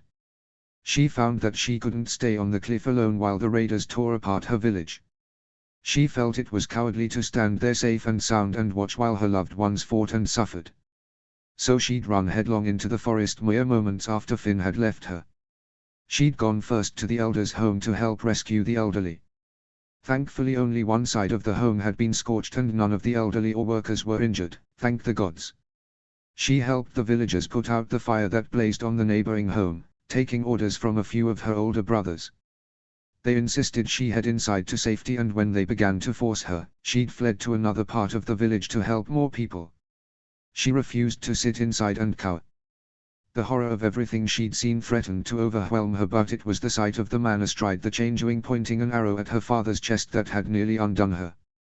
She'd fought and cursed and struggled against the guard holding her back, watching in terror as her father raised his hands in a silent plea for mercy. She'd known the rider would not grant it. And then she'd thought she was seeing things when Finn hurtled out of the trees and tackled the rider right off the changeling's back. She'd never seen such a thing before, and none of them had even seen or heard him coming. Nevertheless, the thought of nearly losing her father right before her eyes and then Finn somehow saving her from the river directly after, it seemed impossible. The terror she'd felt when being tossed and turned by the water had created such fear and panic in her. The Jatans always warned of taking great care by the river because anyone who'd ever fallen in and swept away was never seen or heard from again. They would be lucky to recover a body from the ocean. Kiev stirred as Finn slipped off Max's back, patting his shoulder. Kiev released her and hobbled to Finn. "You saved my girl." Finn avoided his gaze. "Kiev." Her daddy grabbed him in a fierce hug. "Thank you, son, thank you, thank you, thank you." Finn awkwardly patted his back. For the first time ever Genevieve saw him look genuinely uncomfortable. But she didn't care. He was amazing and brave and irrevocably fearless. Kiev released him and held him at arm's length. "I owe you my life and my daughter's." "No," Finn said firmly. "We are allies and friends. We protect each other." Nodding, Kiev patted his arms and gasped when Finn recoiled. Genevieve cringed when Kiev pulled back a bloody hand from the wound. "Oh dear, I'm sorry. Let's get that cleaned up." "Daddy," Genevieve said. "Finn isn't the only one who saved me." She looked up at Max with a proud smile. "He saved both of us." Kiev stared up at Max with a mixed look of fear and awe. Then he inhaled and lifted a hand. "Oh great dragon, thank you." Genevieve stared, shocked at what was happening. To her eternal surprise, Max leaned down and after a tentative sniff, pressed his nose into Kiev's hand. Her heart bloomed with warmth despite her freezing limbs. A quick glance at Finn revealed a small smile on his face as well. A roar echoed across the clearing and Finn snapped to attention, worry like Genevieve had never seen before filling his eyes. He shoved past them and trotted into the clearing. Zap! With a flash of blue, Zap dove from the skies and landed in front of him with a slam that had the ground trembling once again. Growling and yelping, Zap nearly knocked Finn off his feet as she sniffed him up and down, a deep whine sounding from deep within her throat. "God, Zap, where were you?" Finn demanded, holding her close. "I kept calling you, where were you?" "She was in the village looking for you," a voice said, and Genevieve actually gasped when Hiccup stalked into their midst. Toothless surged forward from the trees and shoved his face into Finn's arms beside Zap. She growled in displeasure but Finn held them both. "She could hear you but couldn't find you. She was in a panic when I found her." Finn sighed with relief and rubbed her scales. "It's okay." Hiccup's green eyes were dark with rage as he beheld his son's disheveled appearance and injury. "Are you all right?" Finn swallowed hard and nodded. "Don't take this the wrong way at all because I'm extremely glad you're here. But what exactly are you doing here?" Hiccup nodded in greeting to Kiev. "We wanted to see how things were going. Imagine our horror when we saw the plumes of smoke from leagues away." Kiev sighed tiredly. "I'm forever grateful you came when you did." "Sir." A guard emerged from the woods. "The chief is requesting all the leaders' presence in the hall." They caught one of the raiders. The haddocks snapped to attention at that and surged forward. The surrounding villagers gasped and chattered with gossip.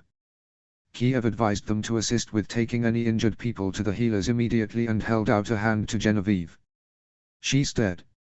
"You want me to come?" "I want you to get warm," Kiev said, slinging off his coat and dropping it around her shoulders. "But I must go to the hall and I am not letting you out of my sight." Genevieve gave him a long-suffering smile and took his hand. "Well, we best hurry then." The walk down the path that led to the village was tense. When they emerged from the forest and saw the damage inflicted on their village, Genevieve halted in her tracks with a gasp. The buildings that had been burned and shattered from dragon fire, the formerly well-worn streets battered by explosions. The bodies of fallen warriors and raiders and dragons that littered the streets. Her heart rose in her chest and it took all her willpower to look away. Kiev tucked her in close and they picked up their pace, following the haddocks to the hall at a distance. Finn glanced at her over his shoulder more than once until Hiccup placed a gentle hand on his shoulder and murmured something. The tension in his shoulders eased and he nodded. Max followed at her other side, looking at the carnage with solemn eyes. He noticed her wary gaze and trotted forward, blocking her view of the street. She looked up at him in amazement, shocked that he could read her expressions so quickly after so little time together. As a group, they took the stairs into the town hall. The warmth of the hole pulled a sigh from her throat and she picked up her pace, eager to sit in front of one of the fires. Kiev halted her at the edge of a small group of men that was clustered in the middle of the room. Ivan was there, looking worn and exhausted, but his eyes were clear as he glared at the raider sitting tied to a chair. Surprisingly, the raider did not look very old. He could not have been much older than she was. His hair was dark, cascading across his brow in layers, and his blue eyes were mirthless above dark circles. A corner of his mouth lifted in a smirk when he beheld the haddocks.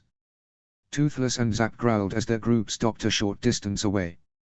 Kiev eased Genevieve into a chair near one of the fires, but she hardly noticed as Finn's hands slowly fisted at his sides. "Why am I not surprised?" Finn muttered. She blinked. Ivan's dark eyes snapped to the air. "You know this man?" "Know him?" Genevieve had never heard Finn's voice so cold, and it sent a chill skittering down her spine. "His name is Kale. He's the one who stabbed me last summer." Genevieve stared. That ugly scar beneath his ribs. She'd had no idea. "But I'm not mad about that," Finn said, his voice a deep croon. "Hold him down." The guards on Kale's either side grabbed his shoulders, even as he began to thrash against his bonds. Genevieve's heart leaped in her chest, and it didn't escape her notice that Hiccup said nothing. He merely folded his hands behind his back and watched. "You know what really gets to me?" Finn slammed his palms on top of Kale's arms so hard, the wooden chair groaned beneath the force. "What really gets me boiling is the fact that you not only tried to have your way with my pregnant sister, you drew a knife on her and threatened her child." Genevieve's blood ran cold. She must have made some sound of fear because Kiev placed a comforting hand on her shoulder. Village whore, Finn slammed a hand on Kale's throat and squeezed. "It would be so easy to end you right now and spare the archipelago of your miserable existence. After all, nobody would miss you." Even as his face turned blotchy red, Kale grinned. Finn hissed in disgust and released Kale, stepping away. "Is that what you want? We can arrange that after all the terror you've inflicted today." When his hacking subsided, Kale settled low and relaxed in his chair. "You do what you think is right, Finn." His amusement shifted to something more sinister. "Just don't act all high-mighty with me when you and I both know we're not so different." Finn breathed a laugh and turned in a circle. "Here we go. I had nothing to do with Eric's, what do you people like to call it again?" "Accident." Kale chuckled, blue eyes shooting to Genevieve. "Because shoving someone into a shredder is an accident." Genevieve knew what Kale was doing. He was trying to get the Jatans to doubt the haddocks, to sow dissent. What a ridiculous idea, that Finn had caused Eric to lose his leg. "I don't have to explain myself to you," Finn said. "No, but you do have to explain yourself to them," Kale replied smoothly. "But tell me, I'm curious. When exactly were you going to tell them? These people think you're so special, don't they? The amazing fearless Finn who can do no wrong and is apparently training them to be just like Burke." Kale's expression morphed to disgust. "Oh, how the mighty will fall when the people realize it's just a ruse to build their empire." At last a smile rose to Hiccup's face and he looked down at his feet, shaking his head. "Laugh all you want, old man," Kale said. "Not everyone sees eye to eye with you. I'm just glad to see you're finally paying attention to something more than important yourself, Kale." Finn snorted. "Oh, I'm sure he's been burdened with glorious purpose after all these months away. Tell me, how is outcast life? Are you going to explain who exactly your little group of raiders are? What do you want with Jat?" Kale smirked and remained silent. A quick glance at Finn and Hiccup and she knew they had not expected him to answer. "Oh, we'll get answer out of him soon enough," Ivan said with a wrathful promise. "For the lives lost today, we will get to the bottom of this one way or another. Do whatever you want with him, I don't care." "He's under your jurisdiction," Finn said. Ivan turned to Hiccup. "Chief." Hiccup gave a nonchalant shrug, hands still folded behind his back. "I banished Kale for hurting my twins. His fate rests with you now." "But not before I've said my piece," Finn said before lunging forward and grabbing Kale's right arm. With a sharp twist and a snap, Kale's scream echoed across the walls. Genevieve covered her mouth and fought the wave of nausea as Finn grabbed Cale by the scruff of the neck and yanked him forward, still gripping the mangled wrist. "If you ever touch my sister again, I will slit your throat. You're lucky that I got stabbed that day, because if I'd gotten my hands on you, you'd be in a lot worse shape than a broken wrist. Unlike my father, I have a much shorter fuse. Touch my sister or her baby again, and I will end you like the piece of scum you are." Finn shoved Cale back in the chair so hard it tottered backward. The heir turned on his heel and stalked away without another glance back. In moments, Zap followed, trotting after her rider. Genevieve stared after him, reeling.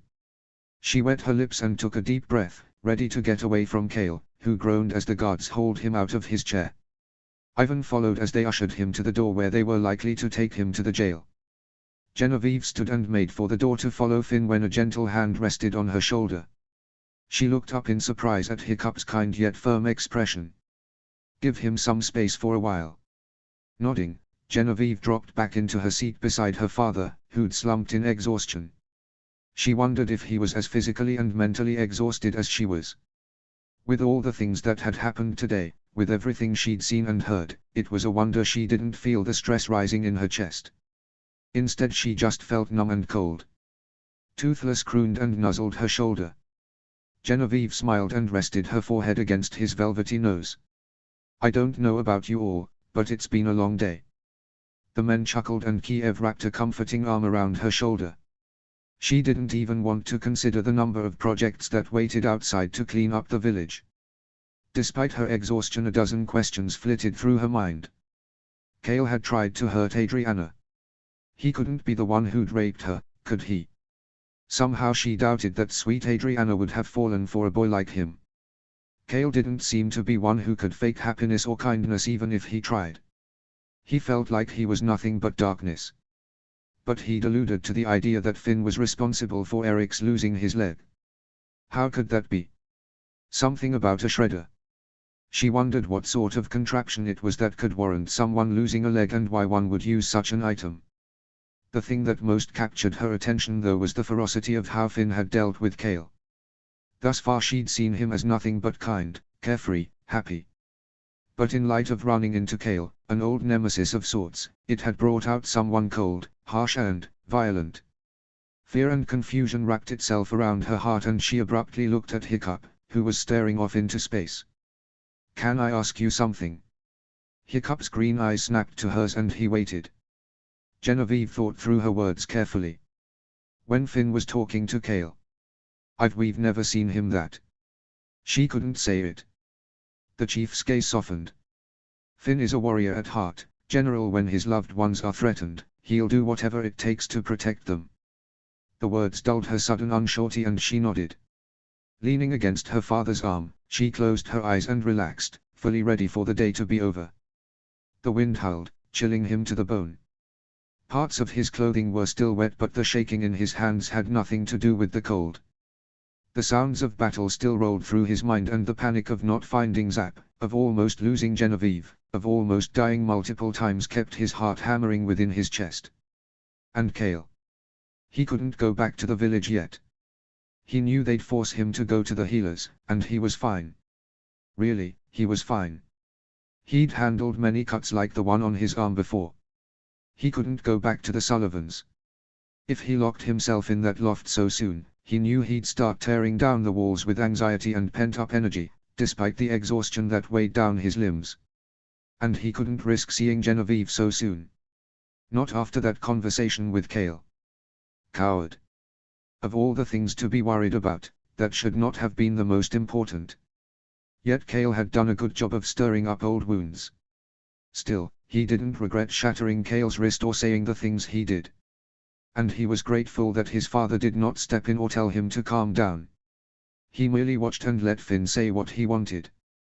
It reminded him of the promise his dad had made to not hold him back when the time came for him to confront Brandine. He was glad that Genevieve had been there. He sincerely hoped he hadn't scared her, but if she and the other Jatans hadn't been present, the options of torture he could have inflicted on Cale were numerous. That was another thing that still had him shaking, even after the ordeal had ended almost an hour ago. Never mind that the rush of adrenaline had slowly ebbed away and that the day had seen many horrific events.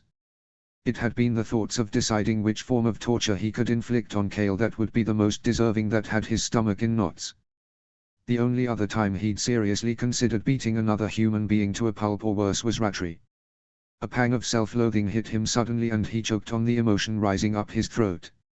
Mismatched footsteps echoed on the docks and Finn closed his eyes, not even caring that he felt comfort at the sound. His dad joined him a moment later. They were silent for a few moments before Hiccup gave him an assessing look. "Are you okay?" Finn stared at the endless expanse of waves. A part of him wanted to nod but he knew that would be a lie. No, he was not all right. "Finn, it's okay to be upset. A lot of people died today." His dad's words were gentle but they were true. A lot of Jatans died today. He didn't ask for a number. He hadn't thought he could stomach it when he'd come out here to brood. Finn shook his head. "That's not all I'm upset about." "Then what is it?" It was hard to admit the words that had been circling his mind for the better part of his time on the docks but he forced himself to say it. "How do I know if I made the right decision in punishing someone? How do I know where the line is? How do I know if the decision I made is the right one for the situation?" Hiccup frowned sadly. "Sometimes we have to use our best judgment, kiddo." "Is this about Cale?" Finn grit his teeth, fighting past the slight wobble in his voice. "I just kept thinking of all the ways I wanted to take him apart piece by piece for what he did to Anna and now I feel like I'm no better than Rattray for thinking it." No. Hiccup stepped in front of him wearing a firm expression. "Look at me, Finn." Finn cleared his throat and lifted his head. He could handle this. He could talk about this. "There is a big difference between discipline, judgment and abuse," Hiccup said. "There is a fine line in there where we have to use our best judgment as leaders to find out when is the appropriate time for certain forms of punishment. What you did and said to Cale was not crossing any of those lines. Not in my book." "Are you saying that because it's personal and like me, you'd like to see anyone who hurts Anna punished?" "I'd like for people to be kind towards one another," Hiccup said. "But that's not how the world works. As a result, when we're in charge of people, whether that's being a spouse or parenting or leading a village, every decision we make forces us to use our best judgment based on the situation. It's not always easy to make those calls and sometimes you're going to screw up. But I don't think you have it in you to be as foul and disgusting as that man was to you. So don't you ever think that about yourself, Finn." Tears blurred his vision and Finn nodded, trying to keep them from falling but failing miserably. "Come here," Hiccup said, pulling him into a hug. "Don't feel bad for getting emotional. Today was a rough day. Battles are difficult to deal with and you did everything you could, all right?" Finn dropped his forehead into his dad's shoulder and held him tight. "I don't know what would have happened if you and Toothless hadn't shown up when you did." "I know." Hiccup patted his back and Finn straightened, rubbing his face. Hiccup shook his head and huffed a laugh. "Can't you go anywhere without bringing the roof down?" Finn laughed and rubbed the remaining tears from his eyes. "But that's what makes me so popular." Yeah, Hiccup said, slinging an arm around his shoulders and steering him down the docks. "Come on. Let's get back to the Sullivans and get that arm stitched up." "All right." As they walked, Finn was very grateful his dad was here. He recounted the events of the day, thinking back to the moment when he thought the rider atop the Changewing would murder Kiev and he'd somehow managed to tackle the rider of the dragon. His dad and Toothless had arrived mere moments later to help but before he'd taken off to help Genevieve, Finn's eyes had met the rider's and for a brief moment, he'd recognized him. He hadn't had time to think about it then but a horrible realization occurred to him. Finn staggered to a halt. Hiccup threw a hand up to catch him. "What? Are you all right?" At the time with the adrenaline and chaos and urgency of all that had happened, Finn hadn't given it more than a moment of thought. But now in retrospect, the blue eyes, the Changewing, the way the man's eyes had widened when he heard Toothless' sonic whistle. "Oh gods," Finn whispered. "What?" Hiccup demanded. "It was Brandine," Finn said, staring in horror at his dad. It was Brandine on the Changewing. Chapter 39, Reminiscence. Chapter text. When Hiccup had randomly decided to take an impromptu trip to Jut, he hadn't anticipated any of this happening. But the rage he felt when he'd seen the destruction of the village, the bodies of men and dragons littering the streets, the realization that his son had almost died multiple times and he and Astrid would not have found out until hours later. The emotions he felt were so strong he almost couldn't see straight. Thankfully the anger had dulled to a simmer in the last hour. He'd had to force it down, down, down until the wrath he felt inside his chest would not threaten to explode. What Finn had realized, if he was right, then Brandine had been here for the attacks. He'd been a part of it. He'd threatened to kill Kiev. He'd slipped right through their fingers. He almost felt as angry as he'd been when the gang of teenagers had escaped the night Tough Nut and Svala's house as well as Toothless Tail had caught fire. Except this was different.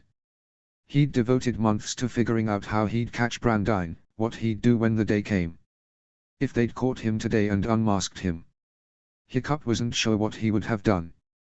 Probably something rash in front of their new allies. But it didn't matter. Brandine had escaped with the other raiders. Instead they were left with Kale. Was this some sort of rebel gang that wanted the Jotans' wealth to fulfill their selfish desires?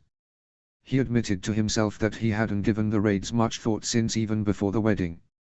The Sullivans hadn't mentioned any other attacks since the last one in the summer. Perhaps they'd become complacent, hoping that the raiders had moved on and now it was just purely beneficial for the Jotans to learn dragon riding. He was an idiot. He should have stayed and helped train, he should have started the training before the wedding. Then the Jotans might not have to build the pyres for the 27 lives lost. 27. Hiccup swallowed the anger that welled up his throat and forced his expression into a mask of calm. He hadn't told Finn. After they'd moved past the revelation that Brandine had been a part of the attacks, he'd gradually gotten the story out of Finn, everything that had happened, everything he'd tried to do, and the belief that he was ultimately responsible and had failed the Jotans as their teacher. Because he couldn't get in the air, he could have done more. People had died and there was nothing he could have done to help them. Never mind the things he had done. Hiccup knew Finn didn't want to hear about the amazing things he had done, like saving Kiev and Genevieve. Hiccup had always wondered when the day might come that Finn would realize the full weight of leadership. He'd always had faith that Finn would come into his own, that one day he'd make a great chief. He still believed that. But he never would have dreamed that it would happen like this, far from the shores of Berk with little to no backup. His gaze flicked to Finn still sitting at the Sullivans' kitchen table, face resting in his palm. He barely flinched as the healer stitched up his arm, a nasty 3-inch slice cleaving the skin and muscle. At the other end of the table, Kiev and Molly were fussing over Thuggery, who lifted his shirt to reveal a smattering of black and blue bruises on his ribs. What happened? Kiev breathed. Nightmare swung its tail around and hit me, Thuggery hissed as Molly placed a bag of ice over his ribs. You should lie down, the healer, Lourdes stated. I'll be up once I finish with Finn. Kiev ushered Thuggery toward the stairs with an arm around his waist. Hiccup watched them go, ready to step in if needed. Genevieve appeared at the top of the stairs wearing fresh clothes, her wet hair up in a bun. She watched as they passed, a worried look on her face. As soon as Thuggery's door closed she descended, her dark eyes flicking worriedly to Finn. But Molly paused her on the last step. Genevieve, Molly whispered. Your father told me what happened. The girl nodded and Hiccup averted his eyes, offering them some privacy. He didn't hear the words whispered between them as he walked away, but from the scuffle of steps and sudden sniffing, he knew they were embracing. Finn had briefly mentioned an argument taking place between them about the male shockjaw, whom Genevieve had named Maximum. With everything that had happened today, it would have been terrible if something had happened to Genevieve and the last words they'd spoken to each other had been hurtful. A flicker of worry rose in his chest as he observed his son once again. The sleeve of his shirt was gone and blood speckled the grey material down to the hem. Lourdes finished the stitches and quickly washed her hands before washing Finn's arm. She made quick work of wrapping clean white cotton around the stitches and pinning it tight. Now keep that clean and don't move it too much. I'll be back in the morning to check the bandages. Lourdes said as she stood. She paused, waiting for Finn's response. He didn't stir. Hiccup's prosthetic squeaked as he leaned to the side. Finn. Genevieve stepped out of her mother's embrace. Is he? Finn's eyes at last opened. Fine. I'm fine. Lourdes placed a hand against his cheek. No fever. Are you feeling alright? Just tired. The healer didn't seem convinced, but Hiccup gave her a brief nod. Go help Thuggery. I'll keep an eye on him. She bustled away and Hiccup took a seat beside Finn as he frowned at the wrapping on his arm. Honestly, Hiccup couldn't remember the last time he'd seen his son look this exhausted, and it made sense. He himself had seen his fair share of battles, on the ground and in the air. He'd been a part of many skirmishes and brawls and duels over the years. They were truly exhausting affairs. But he almost always had Toothless and friends fighting alongside him. Finn had 2 professional riders on the island with him, and he didn't have Zap as